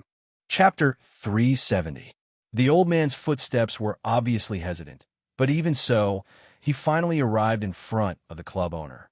The maid pulled out a chair for him, and Old Feng sat down uneasily. Am I dreaming? Old Feng sat down and asked subconsciously. Luochio waved his hand to let Yu leave and serve tea. You can think of it as a dream, a real dream. Of course, it's up to you whether it's a dream or not. Old Feng raised his head and looked from the left to the right. Then he turned around and looked at the strange decorations. Finally, he fixed his eyes on the mysterious guy in front of him. A bitter smile appeared on the old man's face. A long time ago, I believed that karma exists in the unseen world. Now that I'm here, I'm even more certain of this. Why do you say that? Luochio was interested to know what the old man, who would spend the rest of his life in prison, was thinking about. Old Feng sighed. 35 years ago, I was still young, and I made a big mistake. But I didn't have the courage to face it, so I chose to escape. I thought I could escape, and I did escape for a long time. Old Feng smiled happily. At that time, I made a living by my craftsmanship, and then I married a good wife. And a new life will soon come to our home. However, he quickly shook his head and said, I thought I was lucky in my life. However, I know that even if you manage to escape, there will be a day where you can make up for your mistakes. If you don't take the initiative, God will punish you sooner or later. Yes, Luochio nodded. Old man, do you think your wife's death is a delayed retribution? Old Feng smiled bitterly. He didn't continue this topic, but begged, I can't make up for my mistakes. God didn't kill me, but let me live. I dare not complain, because this is what I deserve. With a sigh, Old Feng lowered his head and said word by word, What do I have to give you so that I can get back what I lost? You just want to see your daughter? Luochio asked softly. I don't dare to ask her to forgive me. This is what I deserve. Old Feng raised his head. He was balding, so he looked older now, even if it's just a glance from afar. Just a glance is enough. Just a glance. Luochio paused for a while, and then several cards with strange patterns appeared on the table. These are the things you can use to pay. Old Feng opened the first card. Memories? He shook his head. For a man who could only live in prison, memories were the most precious assets. There was no love, no career, no choice, and he couldn't say he had happiness. Because in this atonement place, he couldn't have these things anymore. Because his sentence was life imprisonment. The memories of his daughter, his wife, his sanity, his health, his lifespan, and finally, doing good deeds. Doing good deeds? Yes, doing good deeds. You don't have much time, just 1 year. Luochio nodded. In fact, I suggest that you choose the option that takes less time to do good deeds. Because the shorter the time, the higher the chance to complete the task. Of course, the shorter the time, the less the purchasing power. But you just want to see her, that's enough. But what? Feng Guichun became nervous. He knew that the one who was making a deal with him was not a living bodhisattva. But I don't suggest you to choose the last option, Luochio said slowly. As far as I know, there are still relatives of the people you killed. Old Feng's face changed. He lowered his head and smiled bitterly. You mean as long as I'm alive, it's a sin for that person's relatives, right? Well, Luochio moved his posture and said softly, let's put it this way, many things have been forgotten with the passage of time. But no one can be sure that they won't be remembered one day. The occasional memory of the person you hate will cause grief in your heart. If this grief appears in 1 year, according to the spirit of the contract, you will be considered as breaching the contract. Then, we have to deduct from other parts of your body. I'm afraid you don't want to see this kind of deduction. So, the last option is a gamble. It seems to be the best choice, but it's also an impossible choice. Old Feng shook his head and said gratefully, But thank you for reminding me. Boss Luo kept silent for a while and said indifferently, Don't mention it. I was criticized not long ago. Well, I've been reflecting on it recently. Old Feng sighed again. I don't dare to gamble. I ran away that year, which was also a gamble of my life, but I lost it completely. If I can see my daughter with half a year of my life, I'm willing to spend more time, 3 years or even 5 years, I hope. He took a deep breath. I hope I can see the day she gets married, even if it's just in a corner. If I can see her being blessed and happily married, I will have nothing to worry about. 5 years it is. Deal. Old Feng nodded heavily. Thank you for coming, my guest. Luocio stood up and showed the most serious courtesy to the guest. Old Feng waved his hand and disappeared from the club. The parchment that had just been signed rolled up in the air and finally fell into Luocio's hand. He handed the parchment to Yu Yi. But before Mississippi Maid had time to speak at this time, Tai Inzi, who was ready to make a move, had already rushed to say, "Congratulations, Master. You have completed another transaction." But I didn't expect that Feng Guichuan's request was so simple. It's just a simple meeting. Luocio smiled faintly. Tai Inzi hurriedly said, "Master, I'll definitely find someone with a bigger demand next time. This is just a small start. Then, I won't disturb you, and Missy, I'm going to work now." Luocio said, "Tainzi, what are you going to do?" Tainzi said, "To save Master's cost, I'll get Feng Guichuan out directly. Anyway, it's only until his daughter's wedding day. It's not a big deal. Just possess one of the prison guards, and he can be released in a few minutes." "Well, you're quite straightforward." "Not all. I'm just thinking for Master," Tainzi said modestly. Unexpectedly, Boss Luo changed the topic, "But I want to change the way." "Master, please. I'll do anything." Boss Luo smiled. "Let Feng Guichuan out, then you go in." "What?" Tainzi? Tainzi opened his mouth.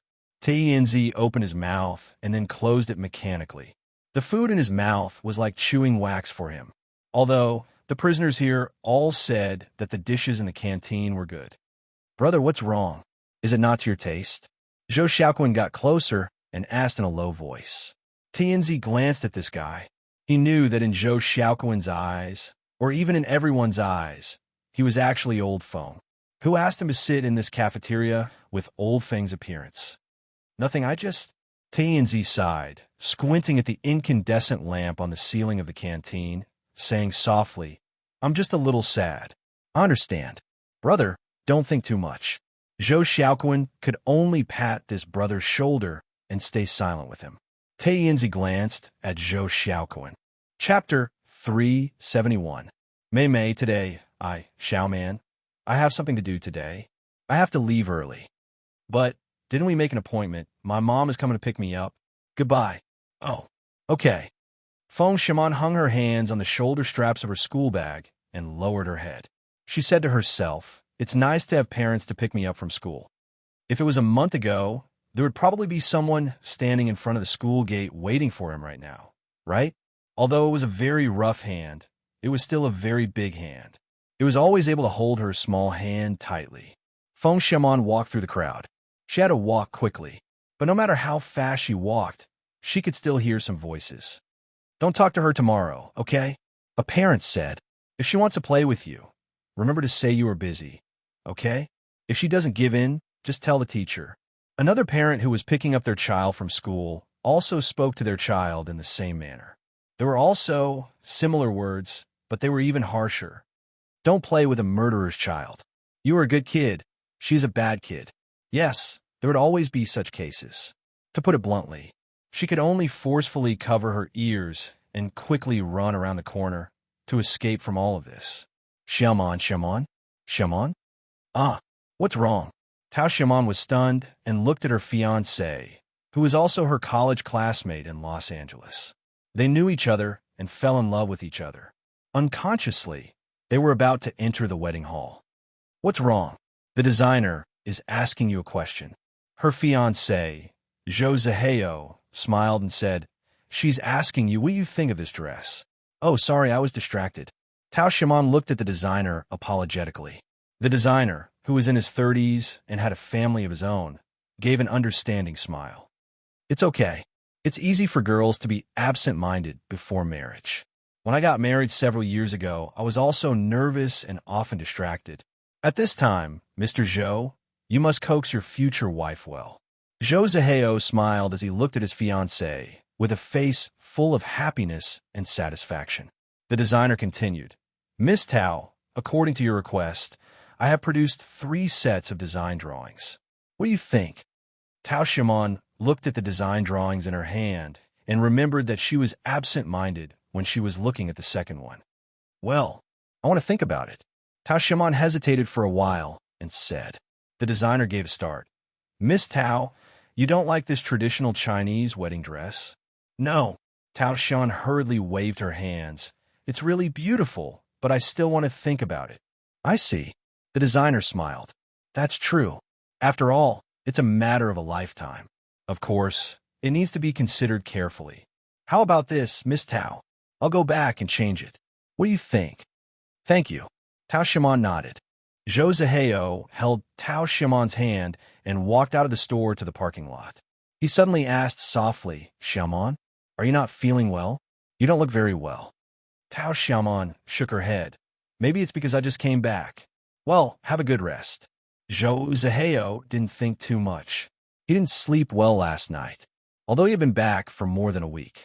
Zhou Zihao opened the car door for Tao Xiaomon and said, But I thought you would like this traditional dress. Why do you say so? Tao Xiaomon asked curiously. Zhou Zihao smiled and said, Do you remember last year's Christmas? Didn't we walk past a clothing store the other day? I saw you staring at a cheongsam and couldn't walk away. This designer was introduced to me by one of my seniors, so I told him to try a Chinese wedding dress. I wanted to give you a surprise, but I didn't expect that you would be unhappy. Tao Xiaomon was moved, patting Zhou Zihao's hands. I'm not unhappy. I like Chinese wedding dress, but what? It's hard for a girl to find a Chinese wedding dress that she really likes. Tao Xiaomon shook her head. I don't want to compromise. Well, you're right. Zhou Zihao nodded slowly. How about this? We still have some time anyway. If this doesn't work, let's look for something else. By the way, when will Uncle and Aunt come back? Next week. The car left slowly. The old man didn't dare to make a sound. Only after the car had completely left did he choose to walk out. He had never been so excited for so many years. The joy of seeing Xiaomon and the restraint of not being able to recognize her made him feel tormented at the same time. But Old Feng took one last look at this clothing store. For him, it was still a good store. His daughter was about to get married. There was nothing better than this for a father. Old Feng quickly put on his hat and mask and left the place. He didn't know how he left the high wall. The only thing he knew was that he was standing on the street when he came to his senses. He didn't wear prison clothes, but a set of casual clothes with some money in his pocket. Not much, just a few hundred yuan. Then he saw the girl being led out of the car by the boy and walking into the store. The moment he saw the girl, Old Feng knew that she was his daughter. It was an innate feeling, and it couldn't be wrong. Old Feng even found a note with an address in his pocket, Tao Xiaomon's address. He had learned from the employees of the welfare agency that the family that had adopted his daughter had the surname Tao. Old Feng felt that he encountered the most mysterious thing in the world. But even if it was just a dream, he was willing to be trapped in it. He didn't want to wake up. Perhaps he should cherish this little time and go to Tao Xiaomon's address to see his grown-up daughter. But after a long time of melancholy, Old Feng decided to go back to his home first. That old house. In the evening, Zhou Zihao calmed down after talking with Tao Xiaomon on the phone. He loved this girl more than anything else. He tried his best to give her the best things. Although this was a wedding banquet held here, it was mainly for the relatives and friends of the couple. After the wedding, they would settle down abroad. Zhou Zihao could not fall asleep. Firstly, it was because of jet lag. Secondly, it was because of what happened during the day. Zhou Zihao started to browse Yihu to see if there were any posts about gowns in this city. After half an hour, he still didn't find what he was looking for. Zhou Zihao just wanted to give it a try. He posted a question himself. Where can I find an experienced Chinese cheongsam master with good craftsmanship? Of course, he was just giving a try. He didn't expect to get an answer immediately. Zhou Zihao laughed and turned off the lights. He planned to have a good rest. Unexpectedly, there was a message notification. His post actually received a reply. Zhou Zihao immediately turned on the light. A D named LQ wrote, I heard that more than 10 years ago, there was a very good tailor who specialized in customizing clothes like cheongsams for people. He lived at Jihua Road, number 33. I don't know if he's still there. You can go and have a look. More than a decade ago, Zhou Zihao was stunned. After thinking for a while, he got up and wrote down the address on the sticky note. When he woke up the next day, Zhou Zihao rubbed his eyes. He seemed to have slept well last night. He felt full of energy today. He glanced at the note he had written on the bedside table.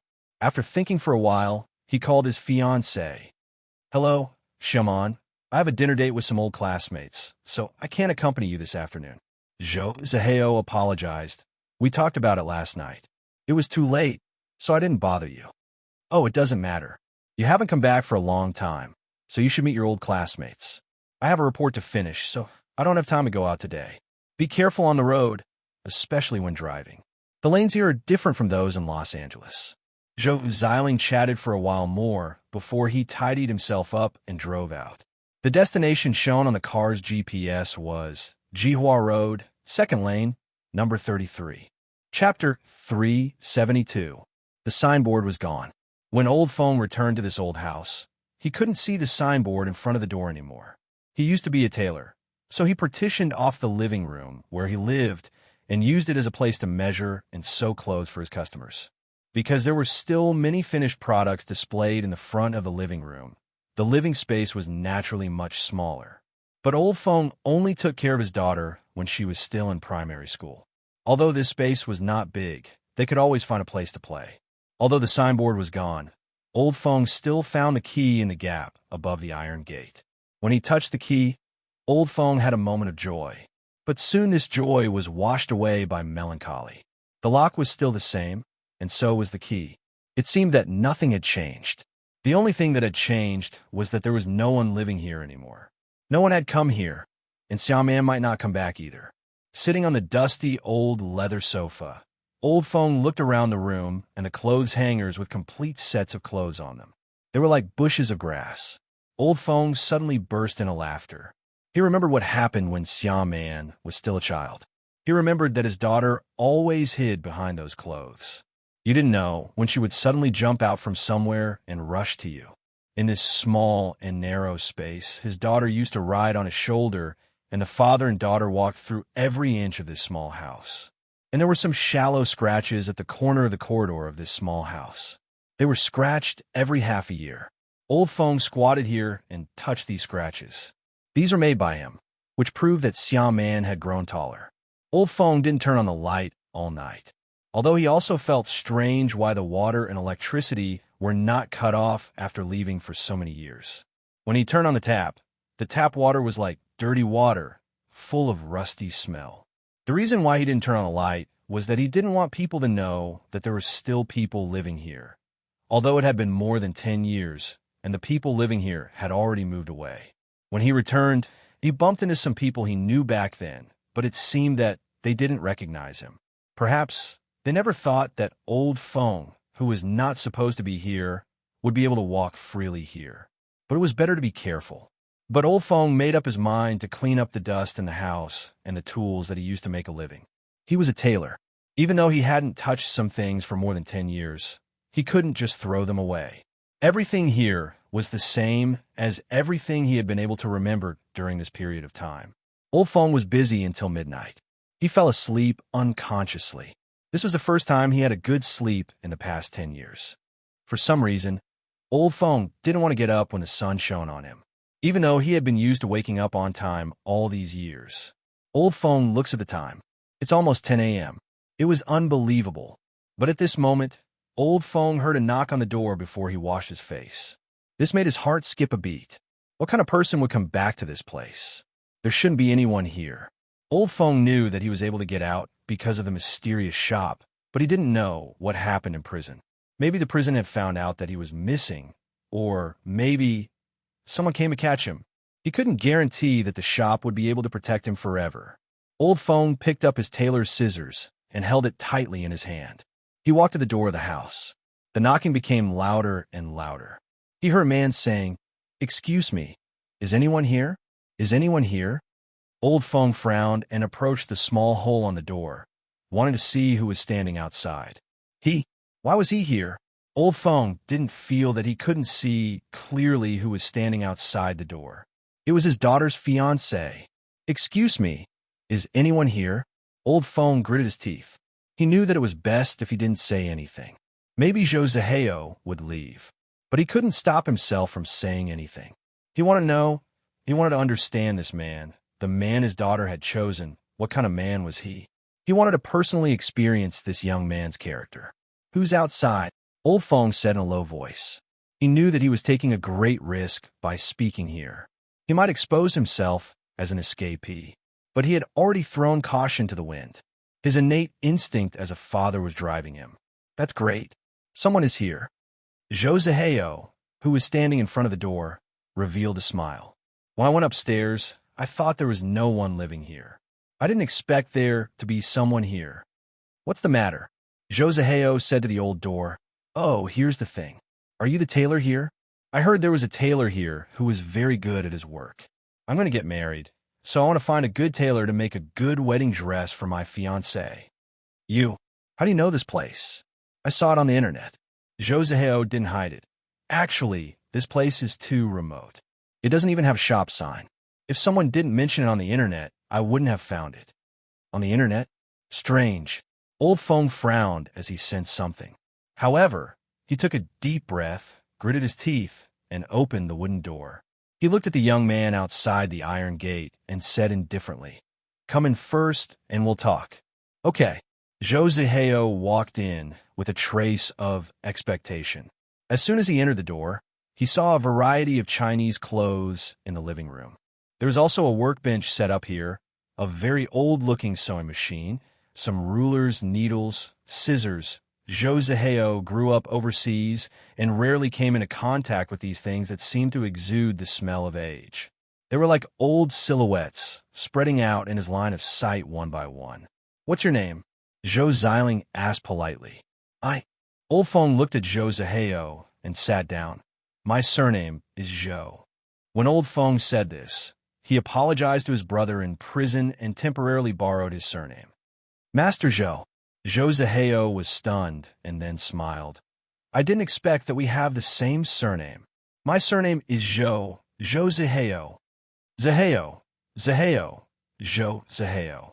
Old Feng murmured the name several times and nodded. Well, the name is not bad, and your appearance is not bad. Zhou Zihao suddenly felt that this Master Zhou's gaze was a bit strange. God knew what this strange gaze was about. He was just thinking that perhaps these old masters all had some weird tempers. You said you wanted to make a wedding dress for your fiancée, right? Old Feng stared at Zhou Zihao and asked. Zhou Zihao nodded yes. My fiancée likes Chinese-style wedding dresses, but some designers we found didn't seem to be satisfied with them. That's why I'm thinking of looking for an old master like you. Maybe you can do it. Since you want to make a wedding dress, why don't you bring your fiancée here? Zhou Zihao scratched his head and smiled shyly. I want to give her a surprise. To tell you the truth, I came here secretly without telling her.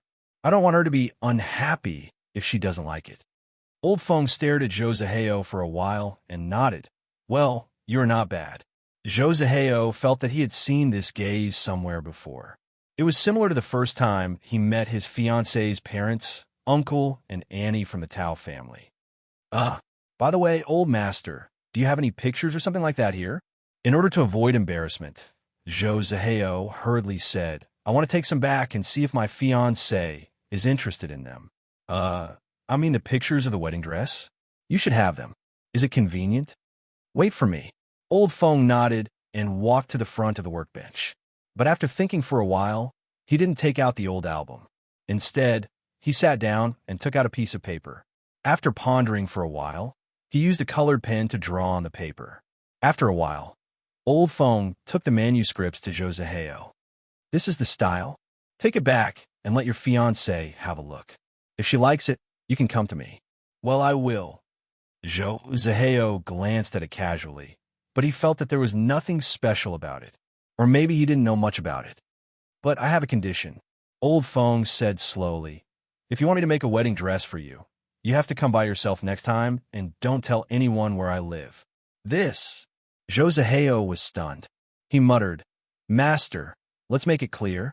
You can't guarantee that my fiancée will like this kind of thing, right? Old Feng looked at Zhou Zihao and said, she will like it. Let's see. Zhou Zihao didn't agree immediately.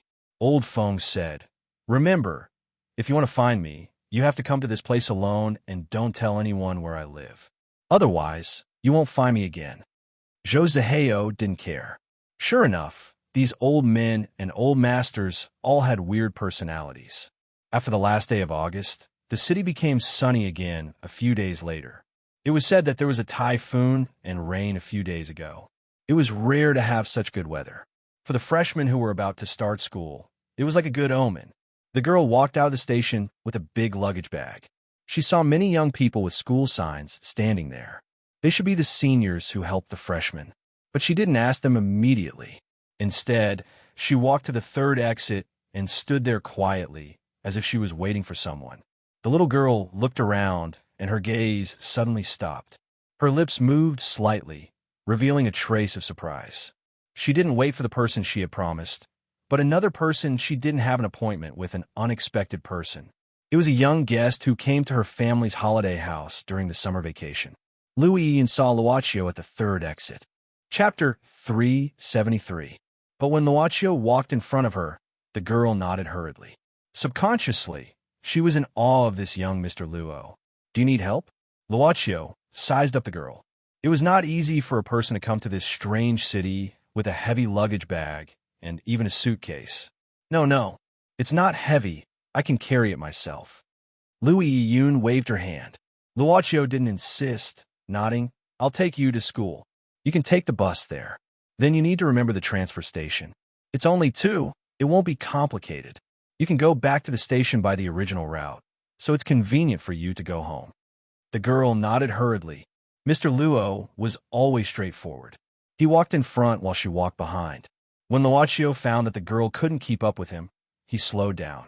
Waiting for the bus to arrive, the girl didn't dare to speak until she got on the bus. Where's Sisterin? I thought she came to pick me up. Well, I thought she came back too. Luaccio shook his head. She said she had something to do. You should know her job. Louis Yun gave a start, then reacted with a smile. It's really in line with Sister Ren's character. Several times when we were chatting, she would suddenly say she had to go out. Have you been keeping in touch with her? Luaccio asked suddenly. Louis Yun answered honestly, yes. Sister Ren is a good person. Luaccio looked up at the blue sky and white clouds, suddenly asking, how do you feel recently? Louis Yun hesitated, glancing at the traveler on the bus, then lowered her head carefully. I'm fine. I seem to be able to control myself. This city is good. The pace of life here isn't fast. Luaccio looked at the sky outside the window, but sometimes the weather is abnormal. Louis Yun smiled. The weather at the seaside is even more abnormal. I should get used to it. Luaccio nodded. The little girl had the scent of the sea that could be felt from afar, making people feel comfortable. It was as if as long as one got close to her, they would be able to calm down. By the way, what is your major? Medical school, pharmacy major. You want to be a doctor? I want to be a doctor. After some simple questions and answers, the car arrived at the destination. Then, they changed lanes and arrived at the destination again. Then, they arrived at the entrance of the university that the little girl wanted to enroll in, which was Boss Luo's alma mater. She got off the bus and took out her luggage from the side door of the bus. There was a hint of excitement on her face. She raised her head and glanced at the entrance of the university. The signboard was much taller than her, much taller than her seaside resort. She listened to Luaccio talking behind her back. From here on out, it's your own path. No one knew what the road ahead would be like. You may encounter some wonderful things, but don't be surprised, because you're also a wonderful existence. Finally, welcome to this city. The little girl suddenly turned her head back, but she couldn't see Mr. Luo's figure anymore. He seemed to have disappeared into thin air. Louis Yun suddenly put the luggage on the ground, then opened her hands and breathed heavily. The air here was not as turbid as the seaside, but it gave her a different feeling. Perhaps this was the place where she could start anew. Louis Yun lowered her head and smiled, lifting the big luggage easily. Then she pulled the luggage. Suddenly, she remembered that Sister Rin mentioned that Luaccio also studied in this university. She didn't seem to ask him what his major was and what grade he was in. The little girl gave a start, finding that she was so nervous all the way. Forget it, we'll meet eventually. Here, Louis Yun thought for a while, shaking her head and cheering herself up. She lifted the luggage bag in her hand and walked in alone. She felt that it was good enough. Hey, where's the registration office? The restaurant here was suitable for couples. It was a revolving restaurant on the top of the building. Of course, the price was not cheap, but at least it was romantic. Because it was nighttime, they could see the night view of the city. You can cook at home or at home. You know, I don't like to waste food. Just have a taste. I'm not saying that your food is not delicious, but sometimes you need to adjust it, don't you? Zhou Zihao smiled. It's actually not that expensive. This is a group purchase package. Tao Xiaoman rolled her eyes at Zhou Zihao. She didn't blame her fiancé. She just knew that it was not easy to make money. Well, what's the food in the group purchase package? Let's talk about it later. Zhou Zihao took out a camera from his bag mysteriously. Let me show you something first. Tao Xiaoman gave a start, but she took the camera from Zhou Zihao's hand. Looking at the picture, this is a phoenix dress? Oh, it's called a phoenix dress? Zhou Zihao walked behind Tao Xiaoman, bending down. To be honest, I don't know the name. Do you like it? It was a 4-page picture. It was not a computer composition, but a picture drawn by hand. Then it was something that was photographed. Tao Xiaoman looked at them one by one. She suddenly felt a little dazed. These 4 simple handmade drawings couldn't even be considered beautiful or exquisite, but for some reason, after seeing them, she couldn't move her eyes away. There was always something that attracted him in particular. It was a very familiar feeling, but she couldn't describe it clearly. It seemed to have struck her heart all at once. This color is very special, and I really like it. Tao Xiaoman nodded subconsciously. Zihao, where did you find it? She really liked it? Zhou Zihao couldn't help thinking of the weird old man he met in the morning. He just felt that the old man was very confident, but didn't expect that his fiancée could not move her eyes away from him. Zhou Zihao also remembered the old tailor's words. So he said, a friend introduced him to an old tailor who has been working as a tailor for decades. What do you think? Do you want to have a try? Tao Xiaoman thought for a while and said, well, let's have a try. Zhou Zihao clapped his hands and was as happy as a child. I'll contact this old master tomorrow, but shouldn't we eat first? Tao Xiaoman was very happy. You can't help it. The next day, Zhou Zihao came to Old Feng's home again. He still didn't see anyone when he went upstairs. It seemed that this old tailor was the only one living in the 5-story Tang house. This time, Zhou Zihao got a response quickly. He even had an illusion that this old man had been waiting for him. Mr. Zhou, you're awesome. My fiancée couldn't move her eyes away from your manuscript. I know her character. She's only acting like this because she really likes him. Zhou Zihao's voice was filled with admiration. Look, I can do it for you. Old Feng nodded and said directly, but you have to pay a deposit first. Zhou Zihao nodded. The price is not a problem. Look, when can I bring my fiancée up here? It seems like she needs to be measured, right? But old Zhou shook his head. I can't measure your body here, but I can come to your house. Give me your address and make an appointment, then I'll show up. Remember, you can't tell me where I live. That's my rule. Okay, who asked you, old master, to have the ability to make my fiancé like you? Zhou Zihao agreed. It was normal for a capable person to be eccentric. When he was studying abroad, he had met a lot of eccentric professors, so he was not surprised at all. Old Feng watched Zhou Zihao drive away from the window before withdrawing his gaze. A rare smile appeared on Old Feng's face, probably because he thought that this man was nice. Tomorrow, Old Feng took a deep breath. He felt that he needed to sort out the tools that were tailored for him. He felt that he had a new vitality. Chapter 374. Old Feng remembered the last time he took an elevator. It was before the development of this city.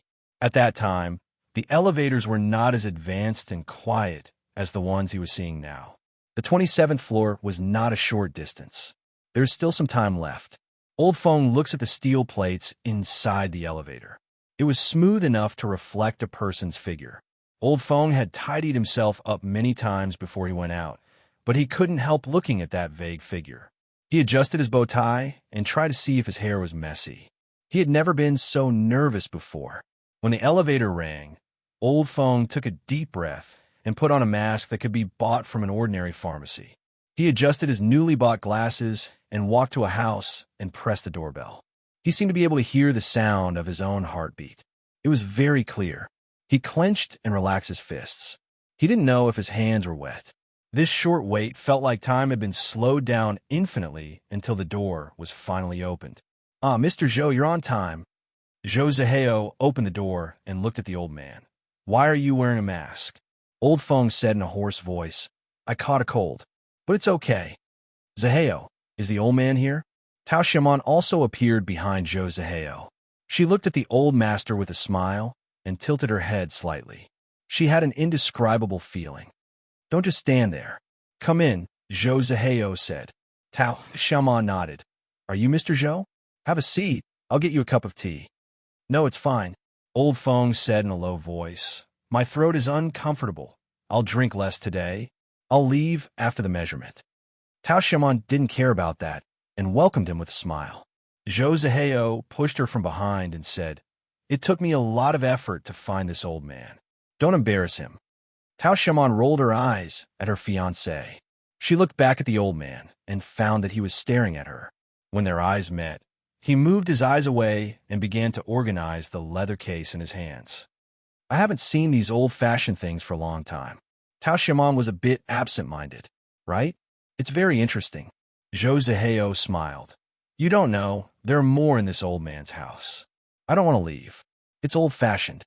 "Really? I want to see it if I have the chance." Tao Xiaomon smiled. Old Feng coughed and walked over with a ruler in his hand. He lowered his head and said, "Let's start. Turn around. I'll measure your height first."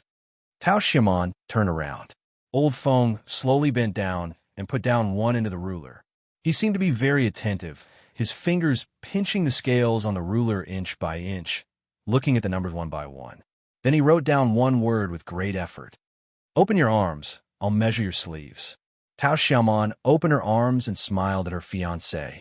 "Do you know what I'm talking about? It's so great to have it made for me. By the way, Mr. Zhou, can you make it in time? It took you a long time to make a handmade phoenix gown." "Don't worry, I'll make it in time.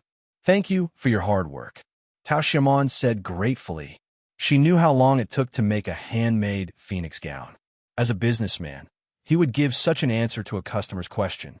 But somehow, Tao Xiaomon had a feeling that it was more like a declaration than a promise. It was strange, but she felt that way before. After a while, "I'm done. I'll get the finished product as soon as possible. Then I'll bring it for you to try on and make some modifications." Old Feng turned around and said softly while organizing his tools. Tao Xiaomon looked at his back and asked, "Mr. Zhou, have I seen you somewhere before?" Old Feng's hand stiffened, but he soon recovered. "This place is neither big nor small. Maybe you've been here before." "You're right." Tao Xiaomon smiled. She also felt that she asked a silly question, but she couldn't hold back and asked another question. Subconsciously, she almost blurted it out. "Master Zhou, how many years have you been a tailor?" "It's been a few decades." "Do you know a tailor?" "He made cheongsams for people. His surname is Feng." Tao Xiaomon paused a long time ago. "I don't know him." Old Feng didn't turn back. "Since you know an old tailor, why do you ask me for help?" Tao Xiaomon waved her hands. "Mr. Zhou, you misunderstood me. I don't have a problem with you. I'm just asking on behalf of someone else. I really like the manuscripts you drew, really. Really. Besides, I think Mr. Feng hasn't been a tailor for a long time. I'll make the samples as soon as possible and inform you in advance if I have any news." Old Feng packed up his toolbox and left without looking back. He didn't need to see him off. The journey from here was as long as the journey from here. "What's wrong? Are you not feeling well?"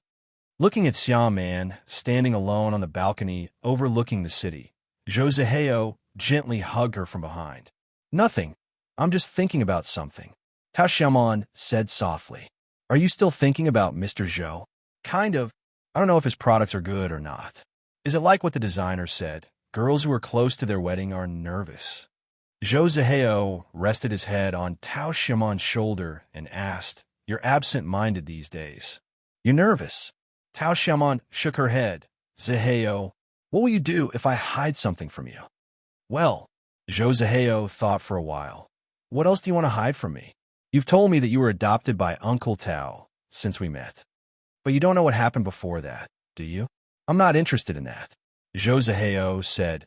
"In other words, I'm not interested in it before you share it with me. Because..." He turned Tao Xiaomon around and said softly, I know you're my beloved Shaman, so there's no problem. Sweet talk. Tao Shaman shook her head and leaned on his chest. Give me some time. Well, this old man is really good at cooking. Miss Maid was looking at the dusty clothes hanging on the hanger in this old house. Of course, the owner of this house had already left. Luocio knew Yu Ye's character very well. Actually, she was very picky about food. In her long life, she had probably seen too many beautiful things. Naturally, the things that were pleasing to her eyes would gradually decrease with time. Then let's try it, Boss Luo said suddenly. Miss Maid turned around and looked at her master confusedly. Luocio smiled and said, that old man won't come back so soon. It's not a problem to wear it. Yu chose a plain white cheongsam with a square front, and then pulled open the simple curtain for guests to change their clothes. Luocio began to flip through the things here. The clothes, the manuscripts, the scissors here, the sewing machine here. There were shallow scratches at the corner of the wall. The club boss closed his eyes slowly. He could hear the laughter that had once resounded here. He came to the wall and looked at the photos on the wall. Maybe it was old Feng's habit. Every time he finished a customer's clothes, he would let the customer wear the new clothes and leave a silhouette here. The photos were yellowed, but they were wiped. In fact, this place was very clean when he came in. While looking at it, Luocio reached out and gently took down a picture that was stuck on the wall. At the same time, he heard the sound of the curtain being pulled open. He knew Yu Yi was behind him. She must be very beautiful, right? But Boss Luo didn't look back. He just looked at the photo with a gentle smile. Master, this is... Miss May glanced at the photo and found the woman's smile was very beautiful. She was a gentle woman. My mother, Luocio said softly. She came here before. This is the dress she wore when she married my father. I still have a photo of them in my old house. So she also made the wedding dress here. Chapter 375. Miss May was very clear about the boss's background. She thought the boss would take the old photo away, but soon the boss put it back on the wall. The shop owner smiled and reached out to wipe it once. It was as if it had never been taken off. Luocio took out his mobile phone, took a picture of the old photo, and saved it. Luocio looked at Yu Yi and said softly, the photo is missing a part of the wall, so it won't look good, right? The servant girl nodded her head slightly. At this time, Luocio took her hand and went to the window. He opened the blinds to make the sunlight brighter, saying with a smile, come on, let me take a photo for you. Yu Yi was a little surprised, but she obeyed. She was used to responding to her master's request. Miss May didn't walk directly under the sun. She knew where she should stand to make the effect of light and shadow better. But the boss didn't use his mobile phone.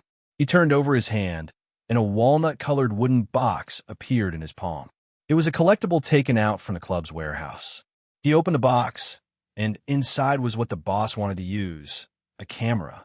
It was a Hasselblad 500C with golden edges. The boss lowered his head and slightly bent over, looking at the lens of the Hasselblad 500C. Well, although you didn't wear your hair in Chinese style, you can really wear all the clothes. Raise your chin a little bit, okay? Time passed quietly with the sound of the shutter. When Old Feng opened the iron gate outside the house, time seemed to flow again. After opening the gate, Old Feng glanced at the gap of the door. Here, before he went out, he had clipped a small page under the door, and the leaf was still in its original position at this moment. It was not much higher than the ankle. Old Feng let out a sigh of relief. He took the leaf out and opened the door. Old Feng looked at this old house carefully. He seemed to be puzzled for a moment, but he didn't feel that anything was wrong. Old Feng shook his head, wondering if he was a little too sensitive. Old Feng closed the door quickly and put down his toolbox. This time, he didn't start work immediately. Instead, he quickly took out the notebook that recorded Xiaoman's height and size. Old Feng took the scissors and walked to the corner. Using the measuring tape to measure the height of Xiaoman, Old Feng carefully carved the height on the wall. Although it was much lower than the other scales on the corner, Old Feng was satisfied at this moment. Touching the new scratch gently, Old Feng smiled, because he never thought that he would make such a record one day. Old Feng felt that it was too extravagant, more extravagant than his life. A criminal's escape was not something that could be easily fooled. especially the criminal who was classified as a high risk. In addition to the wanted notice to all the TV stations and TV stations, a special investigation team was set up. In the meeting room, in addition to the department in charge of horse smuggling, there were also two groups of police officers. They were reporting the latest situation. These 2 days, we have been guarding the bus stations, train stations, and even airports, but we didn't find any trace of the criminal. We have also investigated the owners of the illegal pheasant cars, but we didn't find any trace. Zhao didn't leave any spending records, but we have asked the bank to freeze her account. We haven't received any tip-off from the citizens. She didn't go back to the place where she lived. Private Ma, is it possible that Zhao Ru has escaped from this city? She was rescued by her accomplice, but we don't know who the accomplice is, so there is a great chance for her to escape. Should we apply for the support from other cities? Yes. Ma Hao tapped the pen and said, I have informed other cities, and they have started to take action. But I think the possibility of her leaving this city is very low. Ma Hao, do you think the criminal will stay here? A policeman was puzzled. She has been exposed, and we are looking for her. What's the reason for her to stay here? Ma Hao said seriously, do you remember what she took with her when she wanted to escape last time? With those documents. Ma Hao nodded. That's right. Those photos are used to torture the students in the cram school. Let's assume that she was afraid of being exposed, so she wanted to escape. But why didn't she destroy the evidence that was fatal to her when she left? Why did she take it away? Ma Hao, you mean the students in her notebook are still her targets? The policeman was stunned. She still dares to do that. But I have interrogated Zhao Ru. There is something wrong with her mental state. Another officer said, it's very difficult for us to analyze the actions of a criminal with abnormal mental state using normal thinking. Ma Hao nodded. Yes, I also think so. It's like looking for a needle in a haystack to search for her in the train station. It's better for us to check the students in those documents. Lin Feng assigned some people. No matter what reason you use, get in touch with the students on the list as soon as possible. See if they have received any suspicious mail recently. Pay attention to the mental state of these students. A young policeman, Lin Feng nodded. He had to work harder. After all, he was also involved in the case of the criminal. He had to work harder. Okay, go back to work. Ma Hao clapped his hands and sent them out of the conference room. He glanced at Wang Yuechuan, who was sitting in the corner, and said indifferently, Comrade Wang, we have finished the conference room. We can't pack up the things here for the time being, so you have to make do with it. It's okay. Wang Yuechuan just lowered his head and typed in his notebook without looking back. Ma Hao shrugged. Anyway, their relationship had never changed. But when Ma Hao left the conference room, his expression suddenly changed, as if he had met a ghost. He had planned to hide in the conference room, but when he remembered that Wang Yuechuan was here, he braced himself and walked forward. Ren Xiling came. Ma Ili almost jogged over. My great-aunt, you ran up here. I'm here to visit. Ren Xiling rolled her eyes at Ma Hao and picked up the cake box in her hand. I'm here to give you afternoon tea. Why, you don't like it? No, I'm very happy. Ma Hao quickly pushed Ren Xiling into his office. But I have something important to do now, so I don't have time to entertain you. It's okay. I can take care of myself. Ren Xiling squinted. But you seem to be really busy. Everyone went out to work. Oh, there's still one here? Who is he? I haven't seen him before. There are many people you haven't seen. Ma Hao quickly stood in front of Ren Xiling, blocking her sight, and then made a zipping action over his mouth. I know what your purpose is. The Bureau issued a wanted notice, and the whole world knows about it. I knew you would definitely come, but I have no comment. Oh, I remember. Wang Yuechuan, right? Unexpectedly, Ren Xiling suddenly patted her head. Ma Hao was stunned. You know him? I thought he looked like him. So it's really him? Ren Xiling shrugged. But I know him, and he doesn't know me. Then, how do you know this person? Ren Xiling rolled her eyes at Ma Hao and said, Have you forgotten what I do? Wang Yuechuan, who solved a major serial murder case a year ago. Not only me, but also the media people in the province don't know him. But it's too far away in the provincial government, so I'm too lazy to interview him. But speaking of it, This guy is really a little handsome, right? No wonder he was popular last year and had a lot of fangirls. But he's not as handsome as my son. Why is this woman's memory and eyesight so good? Ma Howard was about to say something, but Rin Xiling frowned and said, Hey, isn't this young detective from the Provincial Bureau? Why is he here? Ma Howard still wanted to say something, but at the same time, he heard the voice he didn't want to hear the most from behind. Wang Yuechuan's voice. Officer Ma, who is this person? He saw Wang Yuechuan standing at the door of the conference room, frowning and looking over. Ma Hao suddenly felt that his brain wasn't enough. How should he explain? She is. Ma Hao said quickly. Take out. Yes, take out. I saw that everyone worked hard, so I made some afternoon tea. Rin Xiling suddenly widened her eyes. Wang Yuechuan frowned and said, Didn't they all go out already? Ma Hao was sweating at this time, but he still forced himself to look at Rin Xiling and said angrily, Yes. I shouted 2 hours ago. What are you guys doing? Why did you only send it over now? Do you still want to do business? Is it because you saw a handsome guy on the road that you can't walk? Officer Ma. Rin Xiling smiled and looked at Ma Hao, which made Ma Hao's back cold. Sorry, Officer Ma. I really saw a handsome guy on the road, so I couldn't walk. Don't be offended. No, I won't. Ma Hao's hands and feet were cold. He coughed and said, It's okay, just be careful next time. Then, Officer Ma, please pay the money? Rin Xiling said with a smile. Thank you, 233 yuan. What? This small box costs 233 yuan? Why don't you go rob a bank? Officer Ma. Our shop is operating on a shoestring budget, but we use the real stuff. Officer Ma, did you just order it? I see that you are our regular customer, so this is already 20% off. Ma Hao glanced at Wang Yuechuan, who had a weird face and could only take out his wallet with tears. 250 yuan, keep the change. Rin Xiling stuffed the box into Ma Hao's hand and shook her hand. Thank you, Officer Ma. You're welcome. Ma Hao let out a sigh of relief when he saw that Rin Xiling really turned around and left. But Wang Yuechuan was still standing at the door of the meeting room, so Ma Hao could only turn around stiffly. Comrade Wang, do you want to eat? You're welcome. I'm not hungry. Wang Yuechuan shook his head and walked in. The private horse suddenly quivered.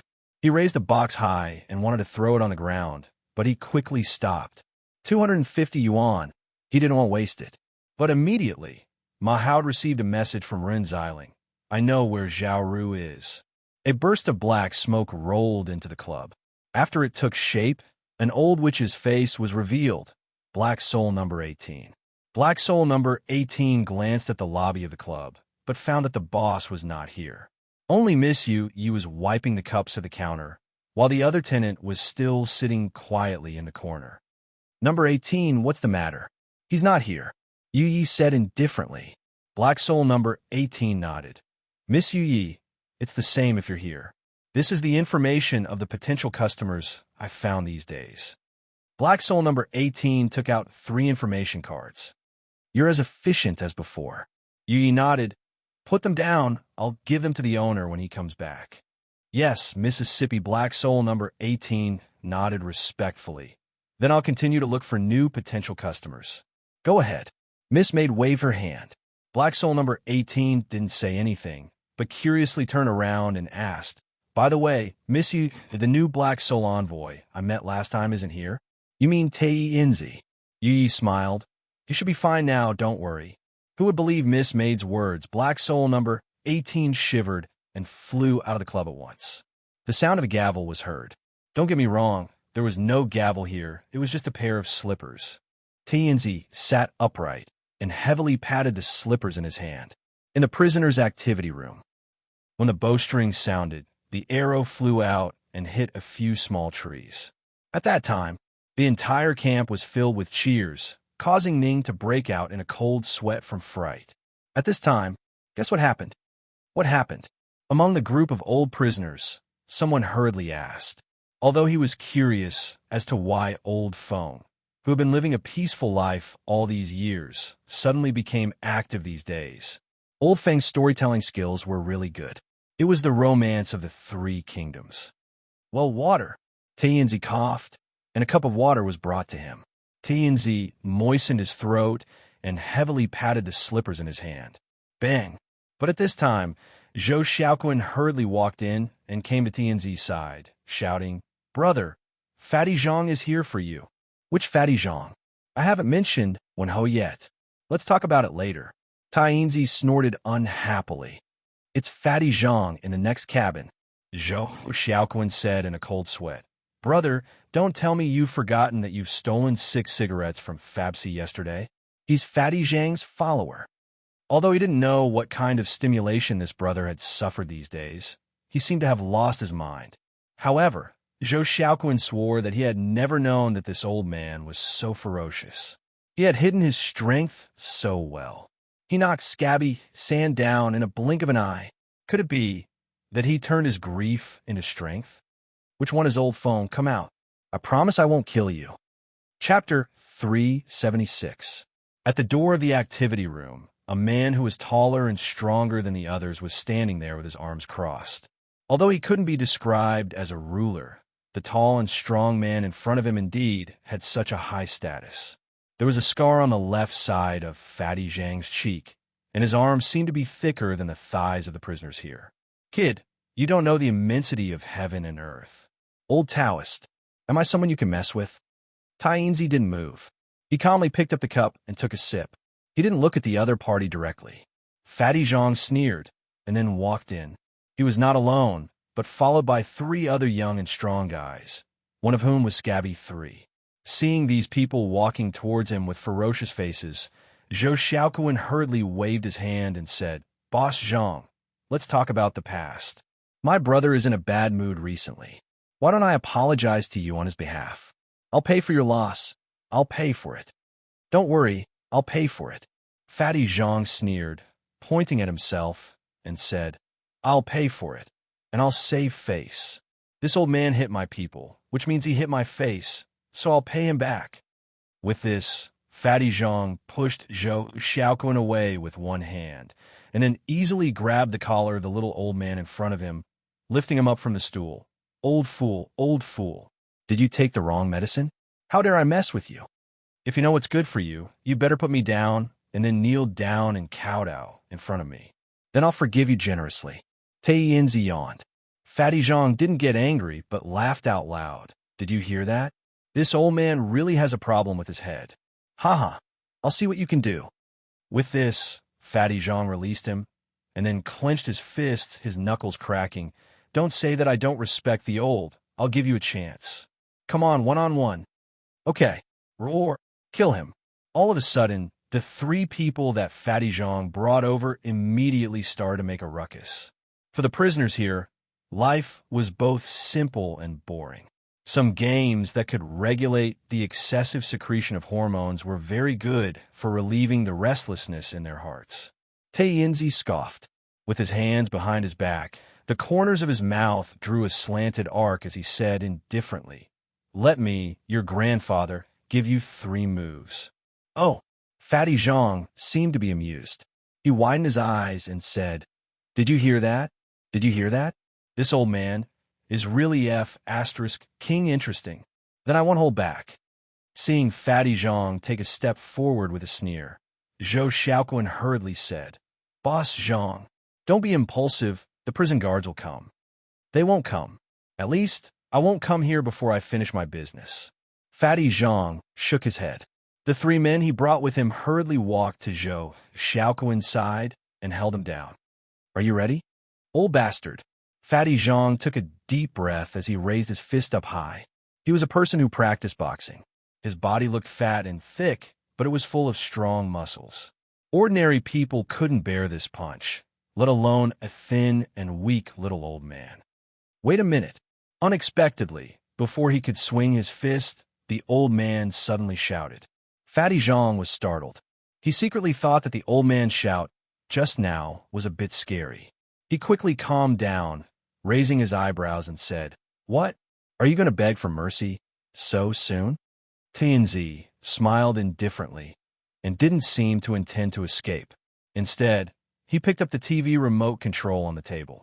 He actually turned on the only TV in the activity room at this moment. All of a sudden, high-pitched music rang out in the activity room. Was a music station? What are you doing? Fatty Zhang asked in astonishment. TNZ sneered. Idiot, haven't you heard that in my BMG, I'm invincible? Motherf asterisk cur. Fatty Zhang was stunned. After a short while, he was furious that he had been fooled. Without any hesitation or intention to stop, he directly punched towards the face of the shriveled old man in front of him. However, the old man in front of him didn't panic at all and dodged it easily. The old man said indifferently, Young people these days are really stupid. You're courting death. Fatty Zhang punched horizontally. TNZ squatted slightly, and his arms swept across the old man's head, but didn't hurt him at all. His arms stretched out like a snake, and his 5 fingers pinched into a water chestnut shape and quickly hit Fatty Zhang's waist. This seemingly soft and powerless hit actually made Fatty Zhang scream like a pig being slaughtered. He covered the injured place at once, and his face turned pale, and cold sweat came out from the pain. TNZ lifted his foot and directly kicked Fatty Zhang more than 2 meters away. Ouch, it hurts so much. Fatty Zhang covered his stomach and weakly grabbed something to get up and suddenly roared, What are you waiting for? Come on, beat this old man to death. The other people suddenly quivered and hurriedly let go of Zhou Xiaoquan and rushed towards the shriveled old man. You know nothing about strength. Humph. Only a cold snort was heard. Maybe it was because they moved too fast, or maybe there was something that others didn't know about. The prisoners in the activity room only saw these people rushing over, and then in the blink of an eye, they all retreated and almost fell to the ground at the same time. This nice guy, Old Feng, who always kept a low profile, now opened his hands, and his legs took a big horse stance. I'll show you what real strength is. Scaly 3 was the first to kneel down in pain, and Taiyenzi version of Old Feng got the first kill. Another youth was lying on the ground, and Taiyenzi version of Old Feng got the second kill. Ouch! A painful cry was heard, and Taiyenzi version of Old Feng dominated the battlefield. Don't hit the face. Fatty Zhang was frightened, and he hugged his head and squatted down. Taiyenzi version of Old Feng was godlike. Humph, do you still want to do it? Taiyenzi waved his sleeves proudly. Fatty Zhang and the other 3 hurriedly lowered their heads and shook their heads while trembling. They said in panic, no more. Taiyenzi nodded and turned around with his hands behind his back and said indifferently, Listen, from today onwards, I'm the only boss here. Do you hear me? Listen carefully. Everyone hurriedly nodded. Okay, Grandpa, I'll continue to tell the story. Where was I? Bro, you didn't mention Marquis of Wen's appearance. Zhou Xiaoquan swallowed his saliva and reminded him in a low voice. Tianzi nodded, and he took off his slippers, sat down slowly, and slammed his slippers on the table. Another shocking sound was heard. Marquis of Wen, he cut out the most suitable size with a pair of scissors. This was the accumulation of the old tailor over the past decades. It was made of the best silk that Old Feng could find. But Old Feng was really old, and his eyesight was not good. Threading the thread took him a lot of time. His fingers were not as nimble as before. Although he had added oil to the sewing machine, he did not dare to use it too quickly. This was the thing that he had spent the most effort to complete in his life. He could not afford to make any mistakes. He turned on the lamp on the workbench. It was already dusk, and Old Feng had been working for the whole day. He knew that his hands and feet were not as nimble as before, and he could only use more time to make up for this shortcoming. Except for lunch and going to the toilet, he almost never left the workbench. It seemed to be raining outside again, and the weather in the city began to become abnormal again. But Old Feng did not notice it, because he had unknowingly laid on the workbench. He was still holding the needle in his hand, but his eyes were closed. He was so tired that he fell asleep. It was an instinctive reaction, and Old Feng could not change it. Plop, plop, plop. The rain hit the window, and the furniture in the house was about to be wet. At this moment, the window was gently closed. The boss of the club was here. He looked at the old man under the lamp. Luochio closed the window and waved his hand to make the rain evaporate instantly. He then walked over to the tea cabinet and added some water to the kettle that was boiling hot water. The water would boil automatically, and then the old man would be able to drink a mouthful of hot water when he woke up. Old Fong did not notice this little trick, and he would not care about it. Chapter 377. Here, street sleepers? Of course, Ma Ili wouldn't come here alone with Ren Xiling to catch them. After all, they were in their own territory, not in a foreign land. Therefore, before the young police officer Lin Feng had time to act according to the original plan, he was caught by Ma Yi and taken to the police station together with him. In the car, Ren Xiling climbed from the back seat to the driver's seat, nodding. The street sleepers around here all rely on picking up waste for a living. There's a guy I know who owns a junkyard right here. According to what they said, a strange woman had recently arrived here. Do you see the black area inside? That's the position I saw it from afar. Ma Hao was stunned. I didn't expect. I've been to Zhao Ru's house. She likes to be clean, like a germaphobe. How could she hide in such a place? Who said that Ma Ili was wrong? It was a very dirty alley. The long alley seemed endless. One side of it was covered with all kinds of paper boxes, iron nets, daily necessities, and bags full of garbage. Most women, especially younger women, would subconsciously avoid such a place. Lin Feng, you go to the other side of the alley. We'll block her from the front and back. Ma Hao said hurriedly. Sub-editor Rin stopped the two police officers who were about to take action. Hey, wait a minute. She won't run away for the time being, but we need to make something clear first. Madam Run, are you going to interfere again? Ma Ili suddenly felt that he was in trouble. Unexpectedly, Ren Xiling rolled her eyes, then glared at him. What are you talking about? I cherish myself very much. Okay? Of course, it's you who do such a dangerous thing. I won't do anything special from now on. Just provide information. What I want to say is, how much is the reporting fee this time? Are you going to break your promise? Ma Hao was stunned. Madam, you don't need to raise a gigolo. I've been paying you a lot of money for your informants this year. I don't understand why you're so obsessed with the informant fees. F***CK. I don't need to contribute to the building. You don't need to provide a car. My son is still in university. Are his school fees not money? Don't you need money for your daily necessities? Ren Xiling said matter-of-factly. That kid even got a girlfriend recently. Don't you need pocket money? My Brad is now working as a private tutor to earn extra money. It must be because he doesn't have enough money. Such a sensible child. How could I not earn more for him? Otherwise, how could he marry a wife in the future? Don't you know how expensive things are now? Okay, I won't shortchange you. Ma Hao quickly calmed Ren Xiling down. He knew that once this woman got angry, there would be no end to it. But Ma Ran also had an indescribable feeling in his heart. That year, not long after Brother Luo's accident, she found a group of people, all of whom were Brother Luo's former friends, to sign a supervision guarantee. That was a guarantee that they would supervise all of Brother Luo's property after his death, so that his son could inherit all of it after graduating from university. Obviously, that was an asset that could make her life a lot better. The group of friends also felt that it was reasonable for her to enjoy a part of it. Over the years, this woman had never spent a cent of that property. It was this kind of stubbornness. But if she didn't have this kind of stubbornness, how could such a little woman work hard alone in this huge city? These years, should I ask old Lu to increase the informant fees? As Ma Ili thought about it silently, he looked back and saw that Ren Xiling was really hiding in the car obediently and didn't get out. Speaking of which, the recent red light tickets. I haven't seen any of them, right? Ma Iran shook his head and threw these thoughts away. Then he quickly waved his hand and let Lin Feng go around to the other side of the alley, ready to surround the fugitive inside. How on earth did the handcuffs break that day?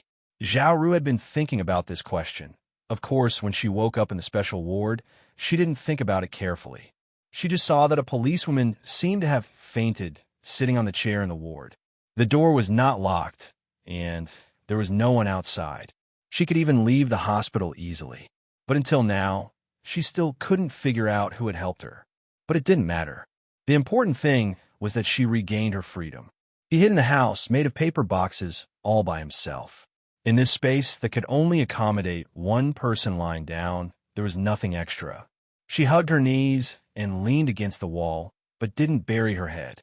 She just silently looked at the wall across the alley. Her fingers seemed to be unconsciously fiddling with the pendant in front of her chest, as if she was waiting. Suddenly, Zhao Ru tilted her head, as if she was listening to something. She heard some footsteps. The footsteps were coming towards her. Close, close, close. Zhao Ru held her breath and quietly stretched her hand to her back, where she hid a knife. She held the handle of the knife. Ma Ili finally stopped his footsteps. At this time, Ma Haud suddenly opened the paper box and shouted coldly, "Police, don't move. You are escaping. I'm sorry, I'm sorry, I'm sorry, I'm sorry." Ma Ili saw a petrified old man in the box.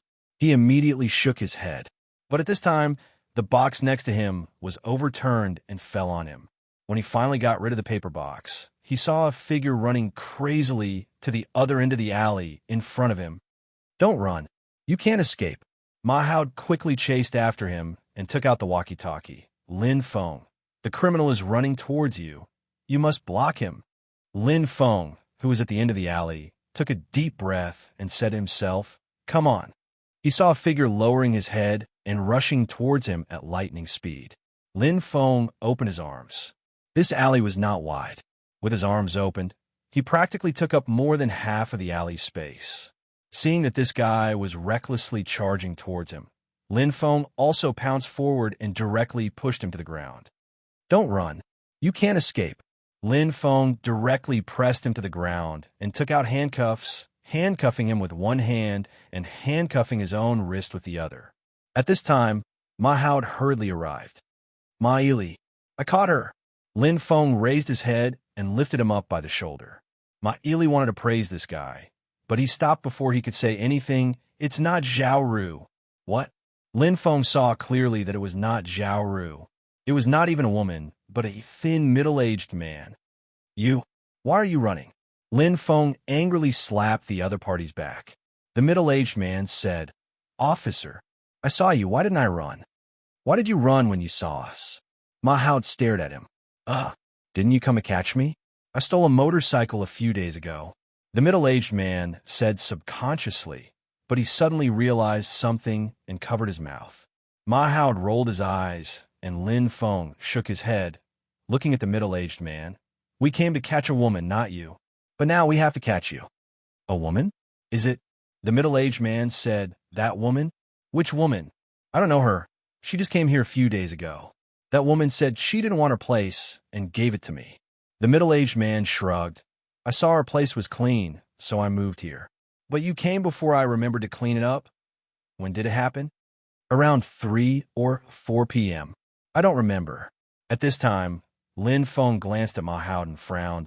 "Private Ma, this seems to have happened when you just received the news." Ma Haud heaved a sigh of relief and nodded. "This woman is too cunning." An old face and a childish face appeared in front of Zhao Ru at the same time. They were a grandfather and a grandson, who seemed to be homeless and wandered here, relying on scavenging for a living. They lived next to her, in a house made of wood and iron.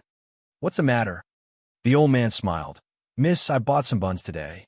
It will be a waste if we can't finish them, so I'll give you some. You just came here.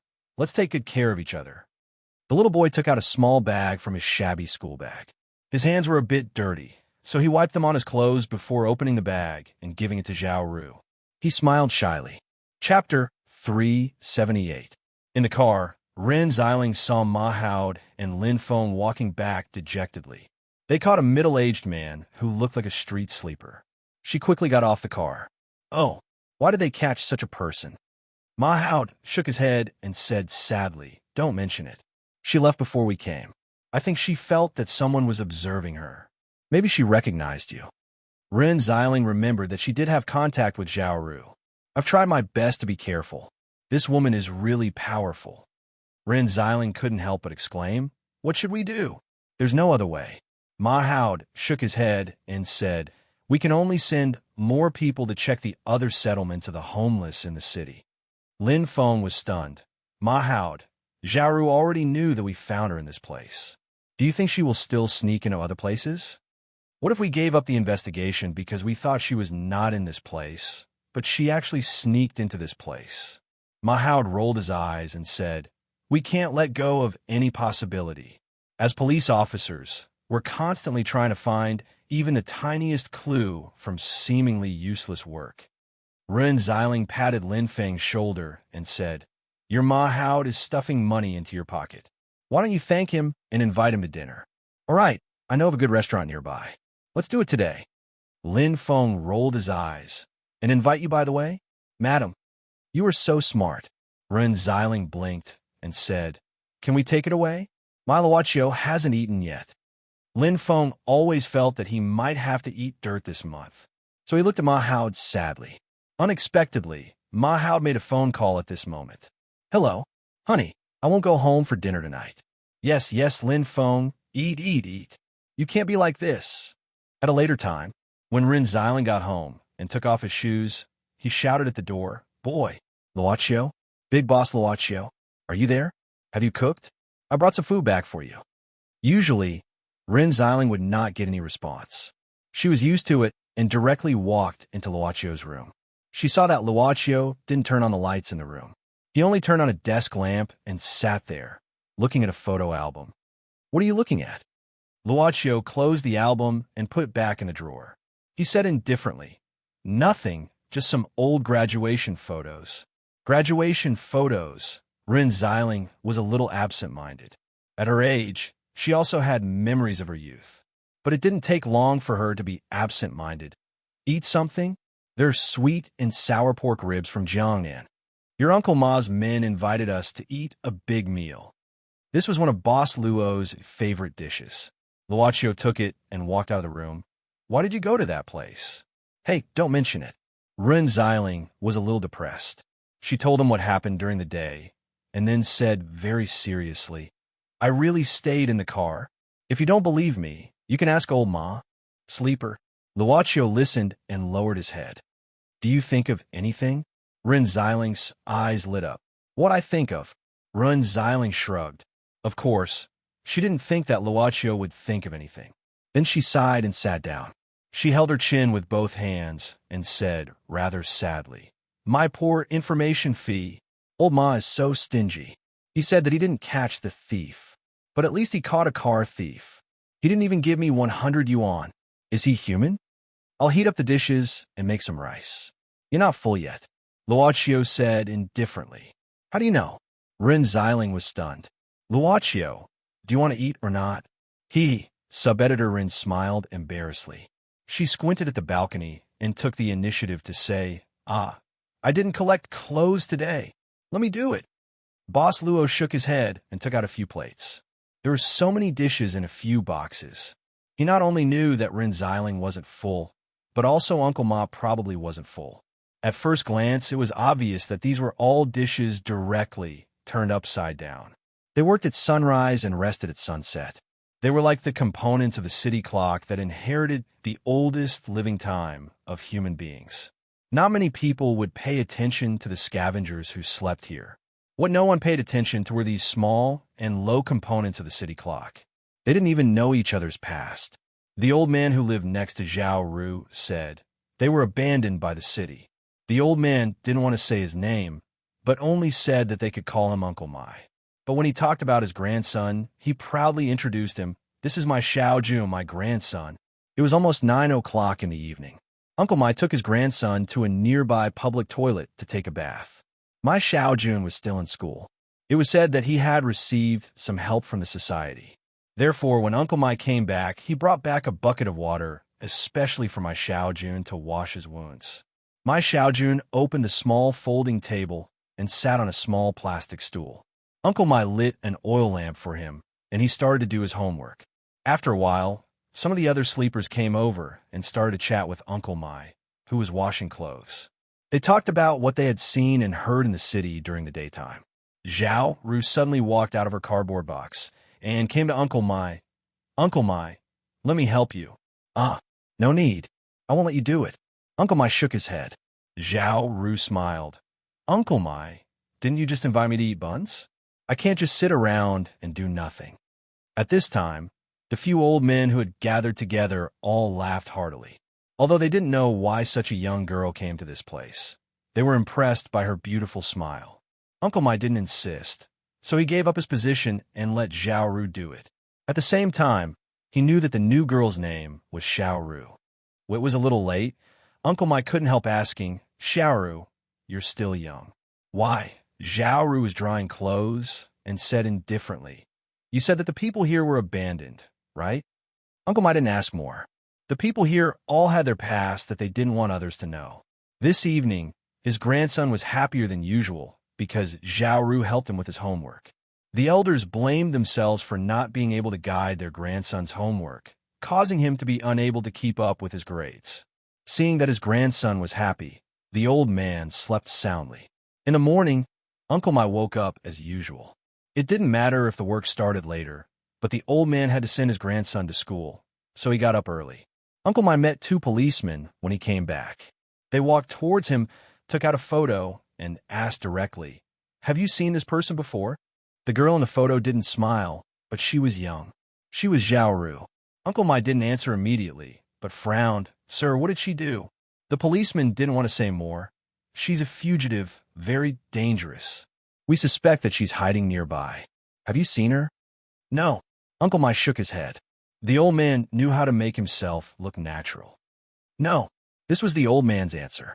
The policeman nodded and didn't care. "Oh, that's good. But if you see her, you must inform us at once. We'll get a reward if we catch her." Uncle Mai just smiled and didn't ask how much the reward was. Only after the two police officers left did he walk into the alley where he was staying. The old man went back to his house. After packing up, he looked at the house next to his. Uncle Mai looked at the girl who had not woken up and was curled up. He gently placed 2 buns in front of her door. He had bought it on the way back from sending Mai Xiaojun to school. For Uncle Mai, there was no Zhao Ru here, only a little girl. She said that she was also an abandoned person. The people here were all abandoned people. None of them had a past. That was all. To be continued. Chapter 379. A total of 7 cards were placed in front of Luochio. These cards were sent by Black Soul number 18 twice. Black Soul Envoy didn't dare to urge the boss. So if the boss didn't want to, these cards could just be piled up here. He didn't know if the previous boss had the habit of piling up cards, but from this year onwards, it was obvious that he had. It went back to the transaction rules of the club.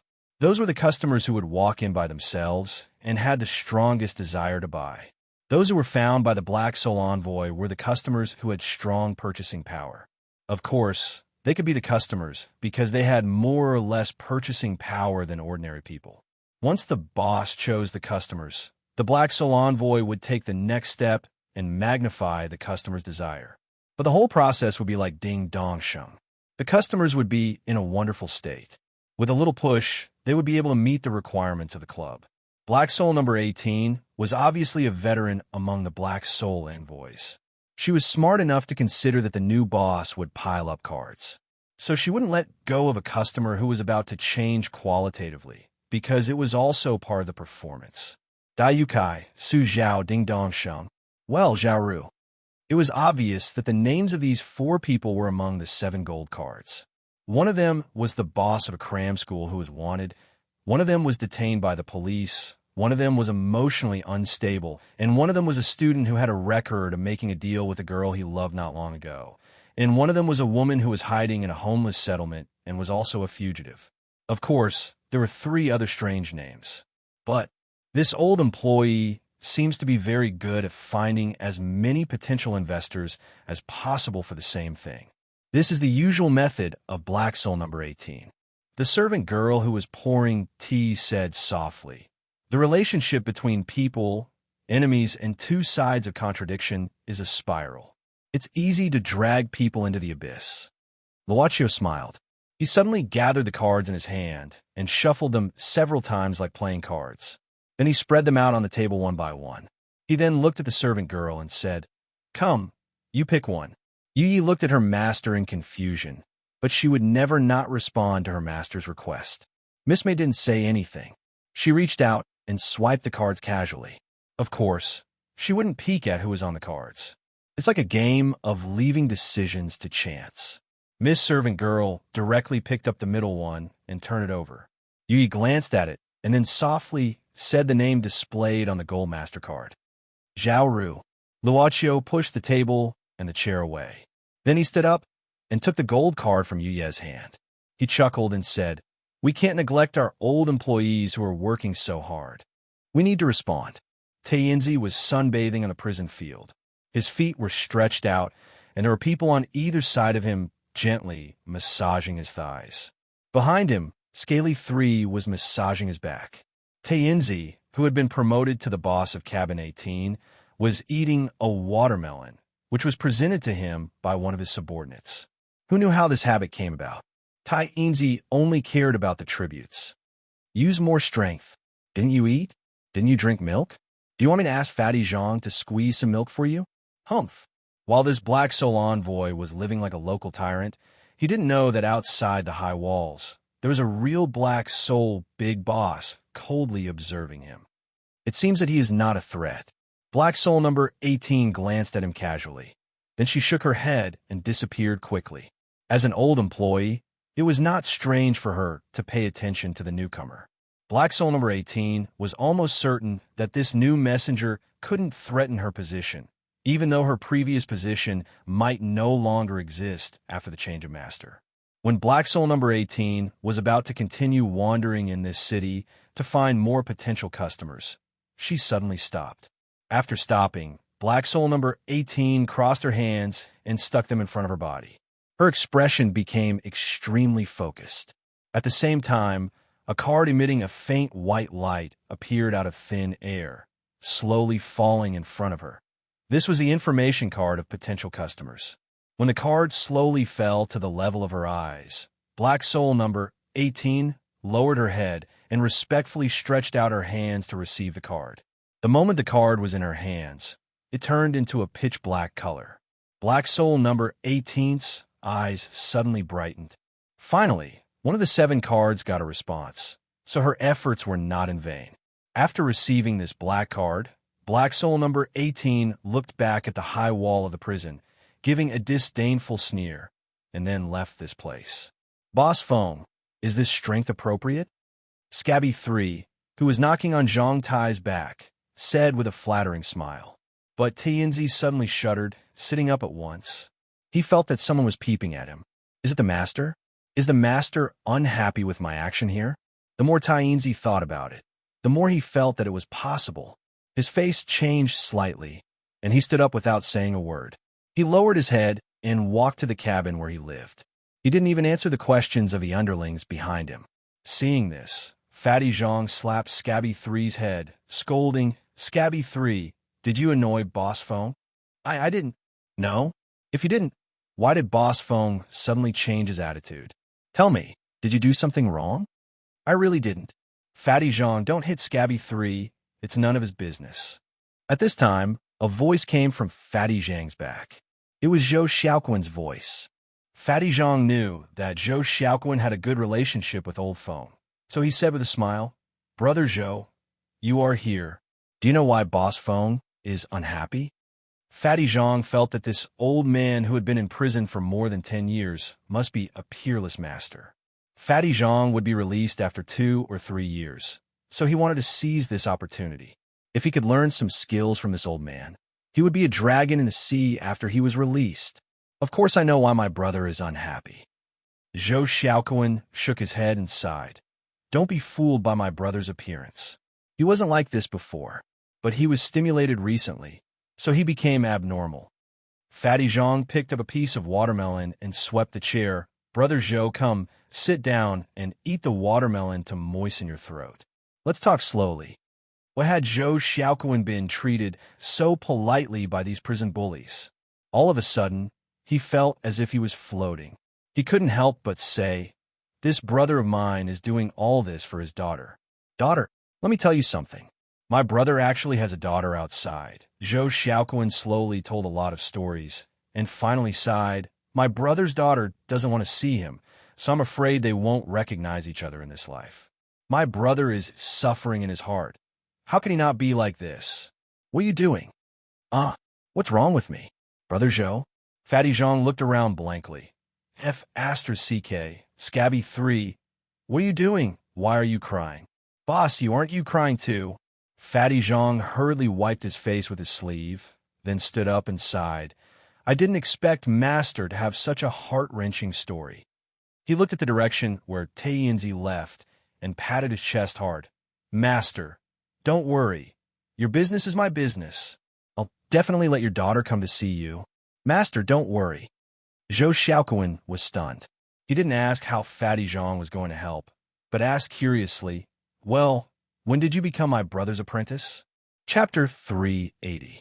A few years ago, in the guest apartment of the hotel, a group of girls were congratulating a girl who had just been promoted to a supervisor. Everyone in the office was very happy and congratulated her. But she quietly walked to the deputy manager's office. She knocked on the door and looked at the deputy manager who always took care of her. She wanted to say something. The deputy manager was in charge of the promotion of human resources. Of course, it was a relatively low-level position.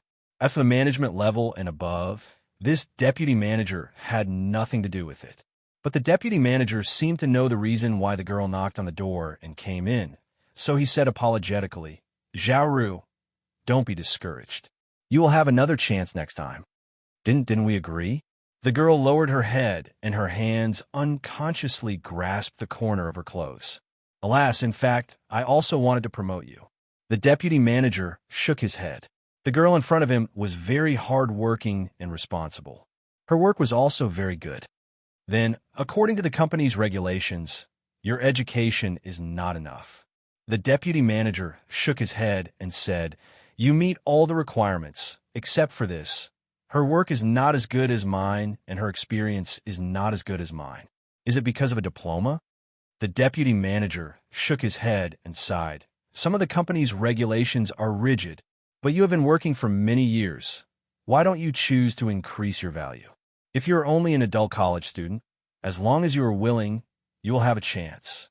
How about this? The hotel plans to expand the guest department in the second half of the year. I will propose to add one more assistant. But before the manager finished his words, the girl in front of him shook her head and said expressionlessly, no need. In the girl's mind, even if the team was expanded in the second half of the year, even if there was a new assistant, it would not fall on her. She had been working in this hotel for more than a year. She had been working in the guest apartment for the longest time in the whole department. She had experienced the resignation of 2 supervisors, but it did not fall on her. Increase her value? She also wanted to, but the conditions did not allow such a small salary. She had not learned any skills and started to work after graduating from high school. At the beginning, she was earning 2,000 or 3,000 yuan a month. But now, she only found a job that paid 3,000 or 4,000 yuan a month. For college students, the difficulty of finding a job seemed to be a perennial problem. For someone like her, who had just graduated from high school, it was even more difficult. Her colleagues were still celebrating their promotion in the office, but she was hiding in the back staircase alone. It wasn't the first time anyway, and this company was not the first one. She silently looked at the message on her phone. His family was going to send money back again. Zhao Ru had a dream. It had been a long time since she had a dream. She dreamed of things that she didn't want to think about. This sudden dream made her wake up earlier than usual. Why would he have such a dream?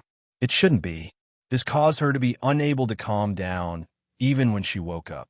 However, she soon calmed down. This was because she habitually reached out to hold the crystal pendant on her body. Ever since she had it, she had always been able to calm down. Zhao woke up early and saw Uncle Mai tidying up his grandson. Uncle Mai was going to send my Xiao Jun to school. Sister Xiaoru. Seeing this, my Xiao Jun shouted with a smile. Uncle Mai also smiled kindly. Miss, you woke up so early today. Xiaoru nodded and went back to her house. Uncle Mai hesitated for a while and then said in a low voice, Xiaoru, it's not safe outside. Don't go out if you have nothing to do. He seemed to be reminding her of something. Xiaoru looked at Uncle Mai and said nothing. After a while, she nodded slightly. Uncle Mai waved his hand and asked his grandson to go out of the alley and wait for him. Then he sat down. The old man took out a wrinkled cigarette from his pocket and lit it. He suddenly said, some people here don't even have names and don't talk with others. Do you know why? Why? The old man thought for a while, then said indifferently, because there is no place for us to stay outside, including here. In fact, it is not a place for us to stay. But why are we here? Because we all want a place to stay. Zhao Ru didn't say anything. The old man patted her on the back of her hand and then stood up. He bent over and said, "You can stay here as long as you want. When you want to leave, you can leave."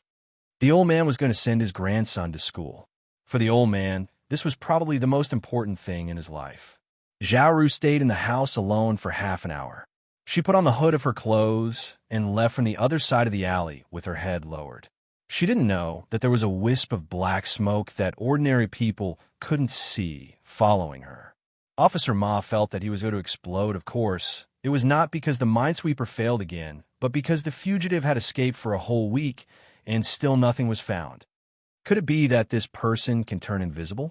At this time, the door of the office was opened and Lin Feng walked in with a document. Ma Hao asked directly, "Any news?" Lin Feng shook his head and said, "Ma Hao, we haven't found the fugitive yet, but we found Zhao Ru's family." "Tell me." Lin Feng opened the document and said, "Zhao Ru's parents are still alive and she has a younger brother, but they all live in other provinces. Her parents are farmers. As for her younger brother, he didn't graduate from a junior college. It seems that he was expelled by the school because of fighting. According to her parents, Zhao Ru came out to work after graduating from high school. In the beginning, she would send money to her family regularly. But one time when she went home for Chinese New Year, she had a quarrel with her family and never contacted them again. She doesn't have a good relationship with her family." Ma Hao nodded and frowned. "Do you know why she had a quarrel with her family?" Lin Feng shrugged and said, "Her father was the one who asked, but the other party directly hung up on me. But I didn't tell him in detail. I just said that she was temporarily missing." Lin Feng shook his head, but her father's reaction was a bit dull. Just a, "Oh, I did." Ma Hao rubbed his eyebrows. "Have you asked about Zhao Ru's school? What's her personality like?" Lin Feng said, "I've also called to ask." According to her former head teacher, Zhao Ru's academic performance was very good, and she was also a good person. She was admitted to a good university, but no one knew why she didn't go to school later. Instead, she chose to work. The teacher said that it was a pity. He said that her family had let her down. Those who should go to school were not allowed to go to school, and those who shouldn't go to school went to school instead. Lin Feng said. Another policeman hurried in and said, "Ma Hao, a student in the cram school, just called. She said she received a threatening letter." "Where is she?" Ma Hao ignored the document in Lin Feng's hand and asked directly. The student said that she could only talk about it in private. She didn't want too many people, especially her parents, to know about it. She hoped that we could help her. "Okay, I'll go there now." Ma Hao nodded. As soon as he walked out of the office, he bumped into Wang Yuechuan.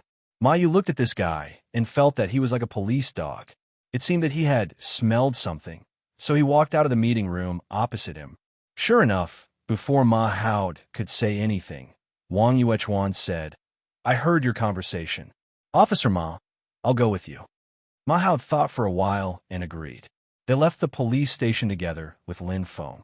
In the prison, a man with a tiger tattoo on his arm was meeting with Fatty Zhang.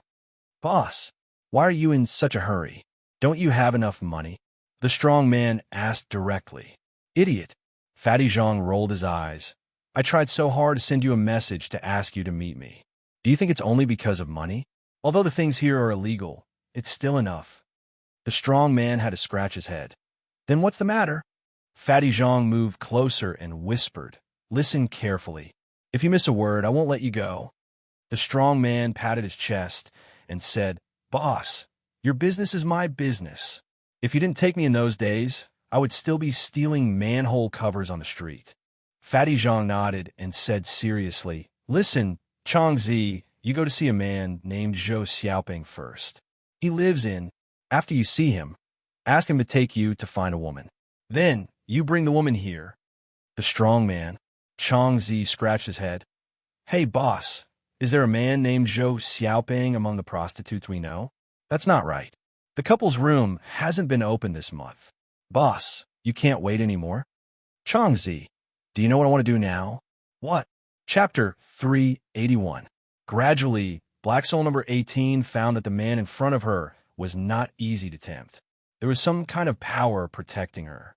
To be exact, there was some kind of power similar to Black Soul number 18, which was also tempting Zhao Ru. Of course, for Black Soul number 18, this power was so weak that she even disdained to destroy it. How could the Black Soul envoy of the club be unable to arouse Zhao Ru's desire to make a deal because of this weak power? Although there were not many Black Soul envoys in the club, the remaining Black Soul envoys were the real elites of the club. If the news that Black Soul number 18 couldn't even resist this weak power spread out, she would lose her face. Although I don't know how you got this necklace, it doesn't matter. Ha! The gloomy laughter was heard, but Zhao Ru didn't hear it. She only passed by a bookstore occasionally and stopped in her tracks. She didn't know what was driving her. She walked in, but soon she walked out again, this time with a bag in her hand. She probably bought something in the bookstore. Black Soul number 18 didn't care about what she bought. She just glanced at the bookstore. Xinhua bookstore. In the evening, my Xiaojun and his grandpa came back. For my Xiaojun, all the people he knew in the alley were either the same age as his grandpa or in their 30s or 40s. It was the first time for him to see such a young elder sister in such a place. Except for the female students and the female teachers, it was the first time for my Xiaojun to be so close to a woman. His intuition told him that this elder sister was different from others, but he couldn't tell. He just felt that Miss Zhao Ru had never smiled before, although she just came here for a few days. Uncle Mai seemed to have a good harvest today. When he came back, he bought a cheap pig liver in the market. Now he was fiddling with the stove, planning to cook a dish of fried pig liver. The other scavengers in the alley, the sleepers, also began to prepare their dinner more or less. Soon, there were all kinds of fragrant smells here. But my Xiaojun, who was doing his homework, wasn't attracted by the fragrant smells as usual. He just curiously peeked at this new big sister. She would not take the initiative to talk to others, even at this time of dinner. She was alone, hiding in the house, tearing off a small piece of bread and putting it into her mouth.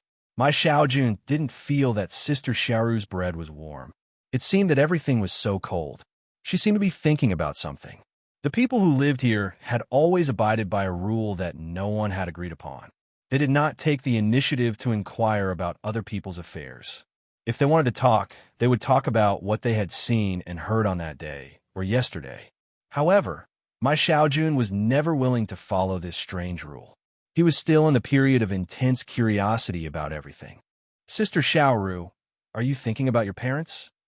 However, he was only in the 4th grade of elementary school. That was all he could think of. Xiaoru didn't answer immediately.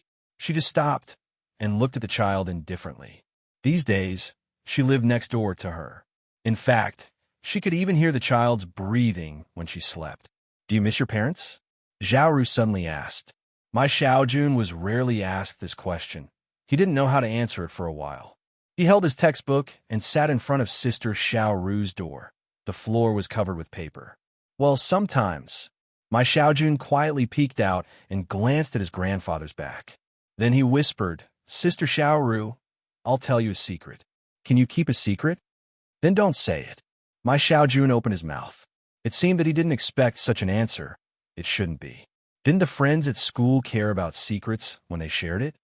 My grandfather said that as long as I study hard, my parents will come to me when I enter the university. Didn't I tell you not to say it? Xiaoru shook her head. I will forget it. Oh! My Xiaojun lowered his head in disappointment. Xiaoru glanced at him and suddenly said, Show me your homework. Thank you, Sister Xiaoru. My Xiaojun was overjoyed.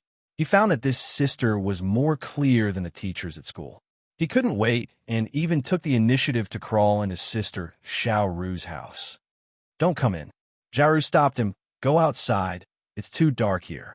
My Xiaojun didn't feel anything wrong. He nodded and crawled out.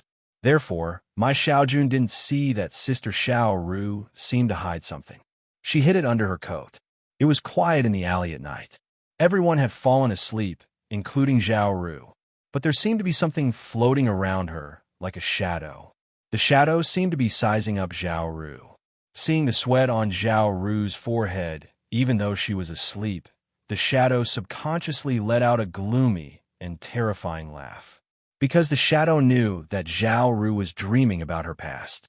In her dream, she returned to her home in another province. She returned to the night of New Year's Eve. She rushed back home during the spring festival. Unknowingly, in her sleep, she even grabbed her clothes with all her might. Her eyeballs under her eyelids began to move, and the creepy laughter became more and more terrifying. Of course, no one could hear it. Perhaps. Suddenly, the laughter stopped. The shadow left the shabby house. The shadow moved stealthily on the ground until it had completely left the small alley. Only then did it reveal its true form by the side of the road. A black robe covered his entire body. Only a pair of bewitching eyes that glowed with a cat-like luster could be seen clearly. This pair of cat-like eyes was sizing up the area in front of them. In front of them, a bespectacled man was standing there quietly with his hands behind his back. It seemed that he had been waiting for a long time. The man was also looking at the weird shadow in front of him. Now was a guy in a black robe. He asked quickly, "Is it an evil soul or something like a resentful spirit?" He said indifferently and shook his head, "It doesn't matter. You'll disappear anyway." "Ha ha, I've sensed that someone has been following this woman." "Ha ha ha, it seems that the crystal on her body was given by you." The bespectacled man chuckled.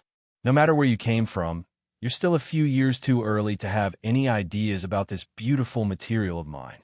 After saying that, he suddenly opened the 5 fingers of his left hand, and from his sleeve, 5 small black water crystals slid down. These crystals stopped in his palm and didn't fall down. Instead, they floated in the air. With a few whooshing sounds, these crystals shot out almost at the same time. The crystals shot to 5 different positions, 4 on the ground and 1 in the air. The 5 points formed a short, 4-sided triangular point. They connected with each other and finally formed a 3-dimensional 4-sided triangular barrier. The man with glasses came over again with his hands clasped behind his back and said with a faint smile, "You could be the core of the next crystal if you're strong enough." However, his words stopped there. A crack had suddenly appeared on this barrier that he had used to capture wandering souls and ghosts. It had worked every single time. The crack was expanding rapidly, extremely fast. In just the blink of an eye, after the first crack appeared, the entire barrier had shattered, including the 5 crystals that were used to construct it. They all shattered at the same time. "Ha ha, I thought I met an interesting guy. It turns out that you're just a clown who has learned a little bit of magic." "Ha ha." The man's expression changed slightly, and he subconsciously took a few steps back. At the same time, he lowered his hands, and more crystals fell from his sleeves, floating in his palms. Chapter 382. But the man obviously didn't listen to the strange ghost words. That barrier wasn't one of his means, but one of the means to capture the target. A gentle means. "I haven't heard of the Inquisition, but if you don't mind, I have a fire to burn you." The man sneered. The crystal that he had prepared in his palm suddenly shot out like a bullet. The crystal particles had the power to penetrate a 1-centimeter thick steel plate. Normal dynamic vision couldn't capture their trajectory at all. But just as the crystal particles were about to pierce through the black-robed figure, it suddenly turned into a cloud of black smoke and dissipated. The crystal particles penetrated through and gathered together. In this way, it easily avoided the attack. Only then did the man realize the danger he was in, but he remained calm. A large number of crystals fell from his sleeves again.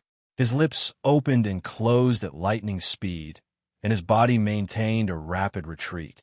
However, he had no choice but to stop. It was only a distance of 5 steps. This thing wearing a black robe, with eyes like a black cat, had unknowingly appeared directly in front of the man.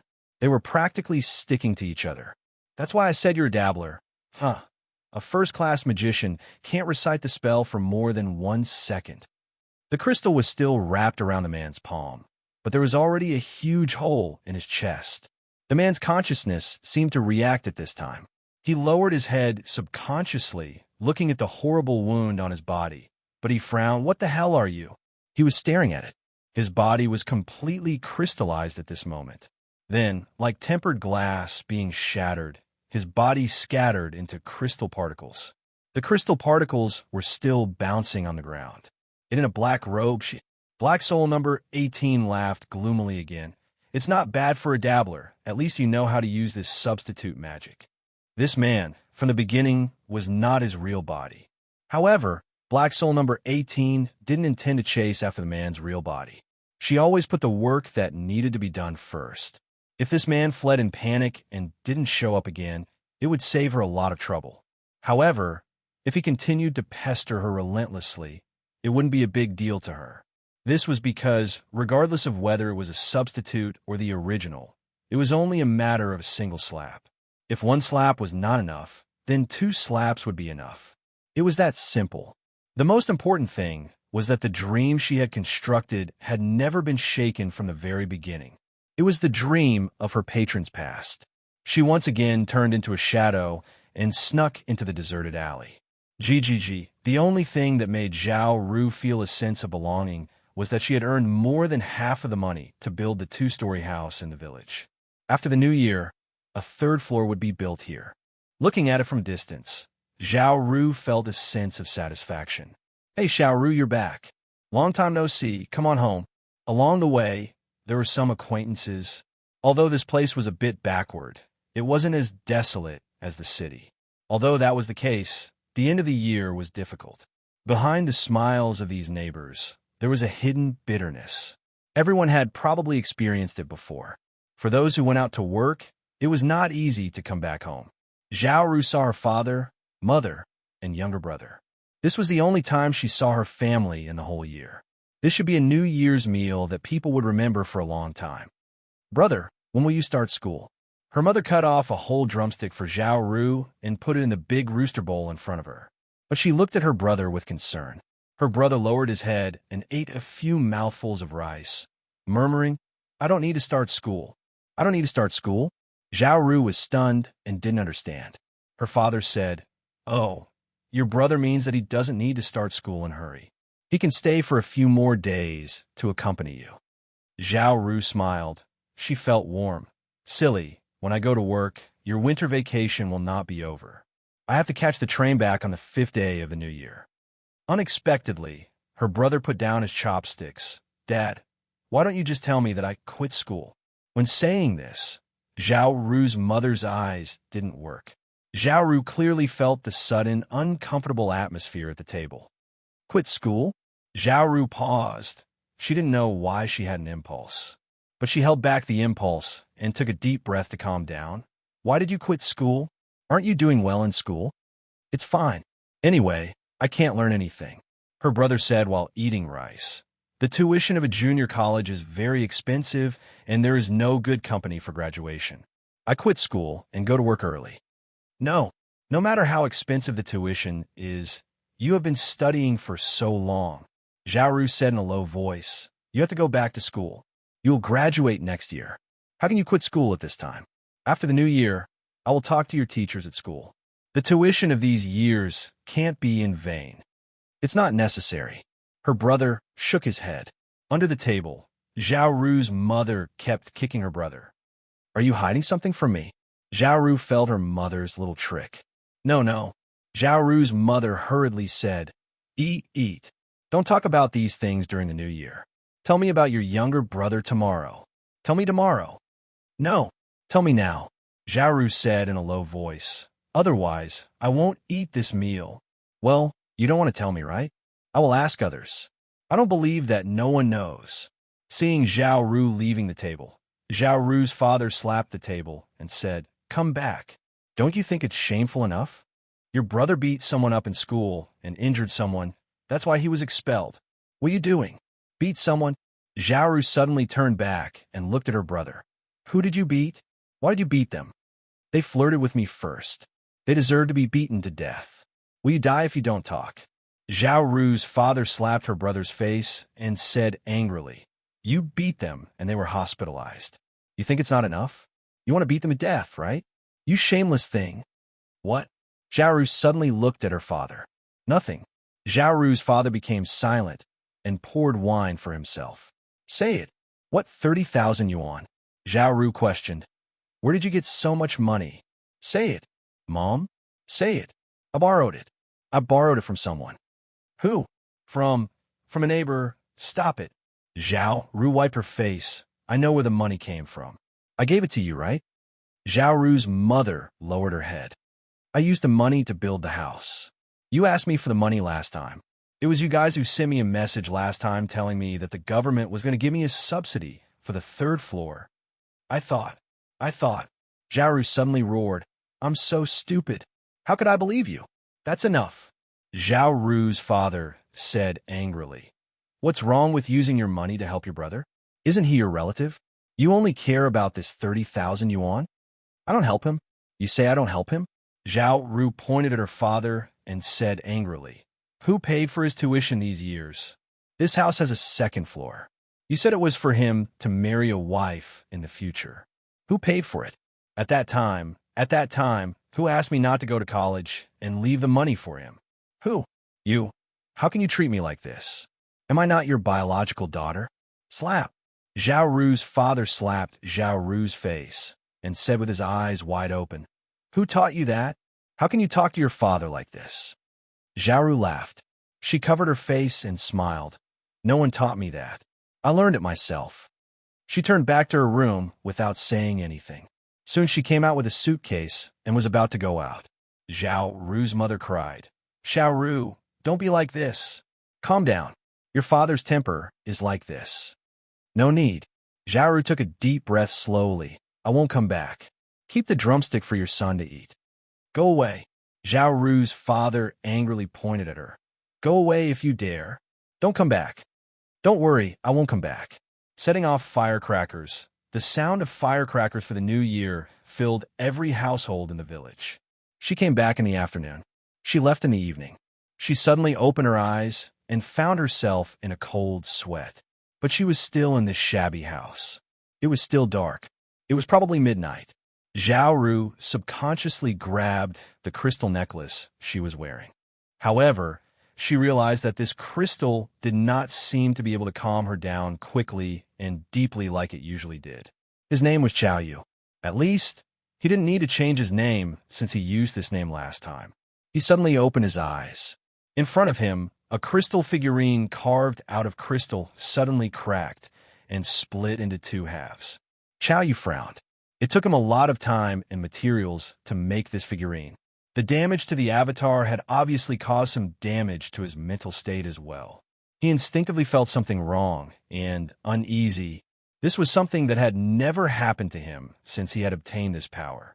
Chao Yu took a deep breath and hurriedly took out a sealed and heavy ancient book from the drawer. He began to open this ancient book, hoping to find some clues. This ancient book was the source of his power. Since 10 years ago, when he was studying abroad, he accidentally found this ancient book in an antique shop. His life had undergone an earth-shattering change. It seemed that he was chosen by this ancient book because he happened to find that he could translate the ancient Egyptian in this ancient book. Chapter 383. This was the second time that Sir Ma and Wang Yuechuan met the girl in front of them. Apparently, she was more scared than the last time. The first time she reported the case was after she received the first threatening letter. Now was the third time. Are you still in school this time? Ma Hao looked at the girl in front of him, frowning and asking. She could only nod in fear. She didn't dare to tell her parents. Since the cram school was closed, not only her, but also the other students had more or less guessed something. These days, the students who only knew each other had tried their best not to have too much contact with each other. Sir, I heard that those who jumped off the building were. Sir, I don't want to die. Help me. I know I'm wrong. Please, I know I'm wrong. Don't worry, we'll protect you. Ma Hao said seriously. After we met last time, I asked someone to protect you secretly. Once a bad guy approaches you, he will be caught. Don't worry. However, the female student was still frightened and said, But why can this thing be sent to the school? This was what Sir Ma couldn't do. The threatening letter was sent directly to the entrance of the school. This was something that was sent by mail. But when it contacted the post office, there was no video of Zhao Ru at the front desk. It could only be said that she sent it to another mailbox. But the problem was that they also asked someone to keep an eye on the mailbox 24 hours a day. But there were so many people who put things in the mailbox every day that it was impossible to know who was who. Besides, they couldn't interrogate a person who put a letter in a mailbox. That would only alert the enemy. Do you want to solve this problem? Wang Yuechuan suddenly asked. The girl was stunned. It was the second time that she met this officer. He had a cold face, but he was also very handsome. Last time, he didn't say a word, but just listened. This time, it was the first time that he spoke. She looked at Wang Yuechuan and nodded subconsciously. His cold and handsome face made her feel like her heart was racing. Compared with the middle-aged officer Ma who had a big belly and beard, he seemed much more reliable. Then do us a favor, Wang Yuechuan said indifferently. I want you to prepare a suicide. Ma Hao didn't say anything to Wang Yuechuan in front of the girl. But when he was sent away, Ma Hao frowned and said, Comrade Wang Yuechuan, I think you are too reckless. How could you let a student do such a thing? It's too dangerous. If we can't catch her, the other students will be in danger too, Wang Yuechuan said indifferently. Today it's her, tomorrow it's another one. There was more than one student on the list of names. But I'm the only one who's willing to cooperate. That's true. Ma Hao still didn't agree. But can you guarantee that Zhaoru won't hide somewhere? She forced the students to commit suicide every time. But what if she didn't threaten them but did it herself? Comrade Wang Yuechuan, do you know? Only one time. It's a risk of a life. She only needs to respond, Wang Yuechuan said indifferently. According to the past data, this kind of threatening letter will be deepened step by step. When the victim's spirit is about to collapse, they will receive the final order to commit suicide. When the order comes, the person on the rooftop will be me. Different scavengers had their fixed scavenging spots in this city. Strictly speaking, it was like a territory. This was one of Uncle Mai's territories. Why are there so many rappers today? Old Mai said happily. The staff who brought Old Mai here said casually, yes. Many people opened their packages and threw them away. Oh, by the way, there's still some leftovers in there. I don't want them. See if there's anything you can pick up. Oh, okay. As he spoke, Old Mai patted his grandson. He had just picked him up from school and was on his way back. Xiaojun, stay there for a while. Grandpa will go back soon. Just like that, my Xiaojun skipped out. He would pass by here almost every day. My Xiaojun turned back to look at his grandfather. While his grandfather wasn't paying attention, he quietly slipped an envelope into the mailbox outside the door. Sister Xiao Ru said not to let others find out, and treat him to 2 crispy sharks every day. It's late. It's late? When old Feng came back to his senses, he found that it was already dark. Obviously, the light coming in through the window was no longer enough for him to continue the work at hand. He took off his glasses and rubbed his eyes hard. On the table in front of him, there was a phoenix embroidered on the top of the embroidered dress. But there were more patterns of phoenixes and auspicious clouds waiting for him. What was really time-consuming was these patterns. Old Feng was about to turn on the light when he heard someone knocking on the door. Old Feng's heart skipped a beat. It was very quiet here. No one lived in this building. Usually, he would only turn on a small table lamp and close the curtains. Who would come looking for him? Obviously, it was not Zhou Ziheo because it was not the appointed time. Old Feng didn't say anything. He walked slowly to the small hole in front of the door to see who was outside. It was the boss. Old Feng hesitated, but chose to open the door. In his opinion, if this mysterious boss wanted to come in, it probably wouldn't be a difficult thing. But why did he come here? Old Feng didn't want to unveil the mysterious boss's mask, nor did he want to know who he was. But he still wanted to know, are you looking for me? At the very least, other than the elderly, no one else lives here, right? The club's boss said softly, sometimes we do some after-sales tracking work. Don't worry, I'm just looking. Oh, have you eaten? I brought you something to eat. Old Feng asked the man to come in. The boss of the club was indeed carrying a lunchbox. Old Feng smelled something familiar. Boss Luo looked around the living room and saw Old Feng's stupefied look. He said calmly, this is knife-shaved noodles from the noodle shop downstairs. The neighbors said the taste hasn't changed after so many years. That shop, Old Feng recalled and nodded. Yes, it was here when I moved here. In the past, when I was busy and didn't have time to cook, I would go there. Two people, the daughter and the father.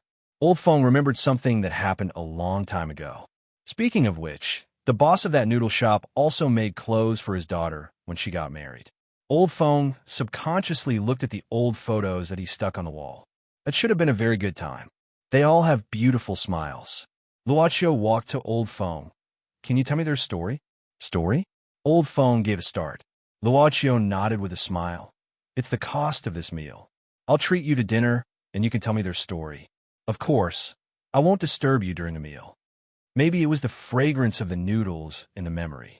Maybe he was lonely and wanted to chat with someone. Maybe he didn't have much time for a meal. Old Feng nodded. Well, who do you want to know? Well, how about this one? Boss Luo pointed at the photo on the wall. It was a woman with a gentle smile. Old Feng walked to the workbench and put on his glasses.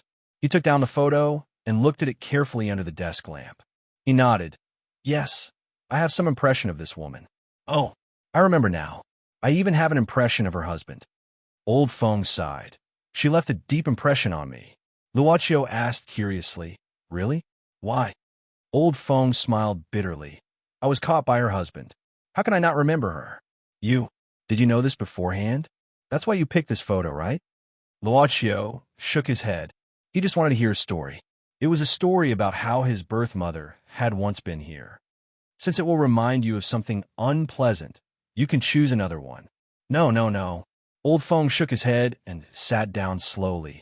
I have said that I deserved it. I don't want to hate anyone. I have been tortured for decades by the things I did. It's a relief to be caught in prison. Since you want to hear it, I'll tell you. Go ahead. Luochio poured a glass of water for Old Feng. Old Feng was flattered, but he didn't drink it. He thought for a while and said, Well, I forgot the name. But I do remember that the two of them came together that day, and they were carrying a child. It should have been born not long ago. Baby? Luochio gave a start. Old Feng nodded. The baby was born not long ago. The man said that he didn't have time to hold a wedding because of his work.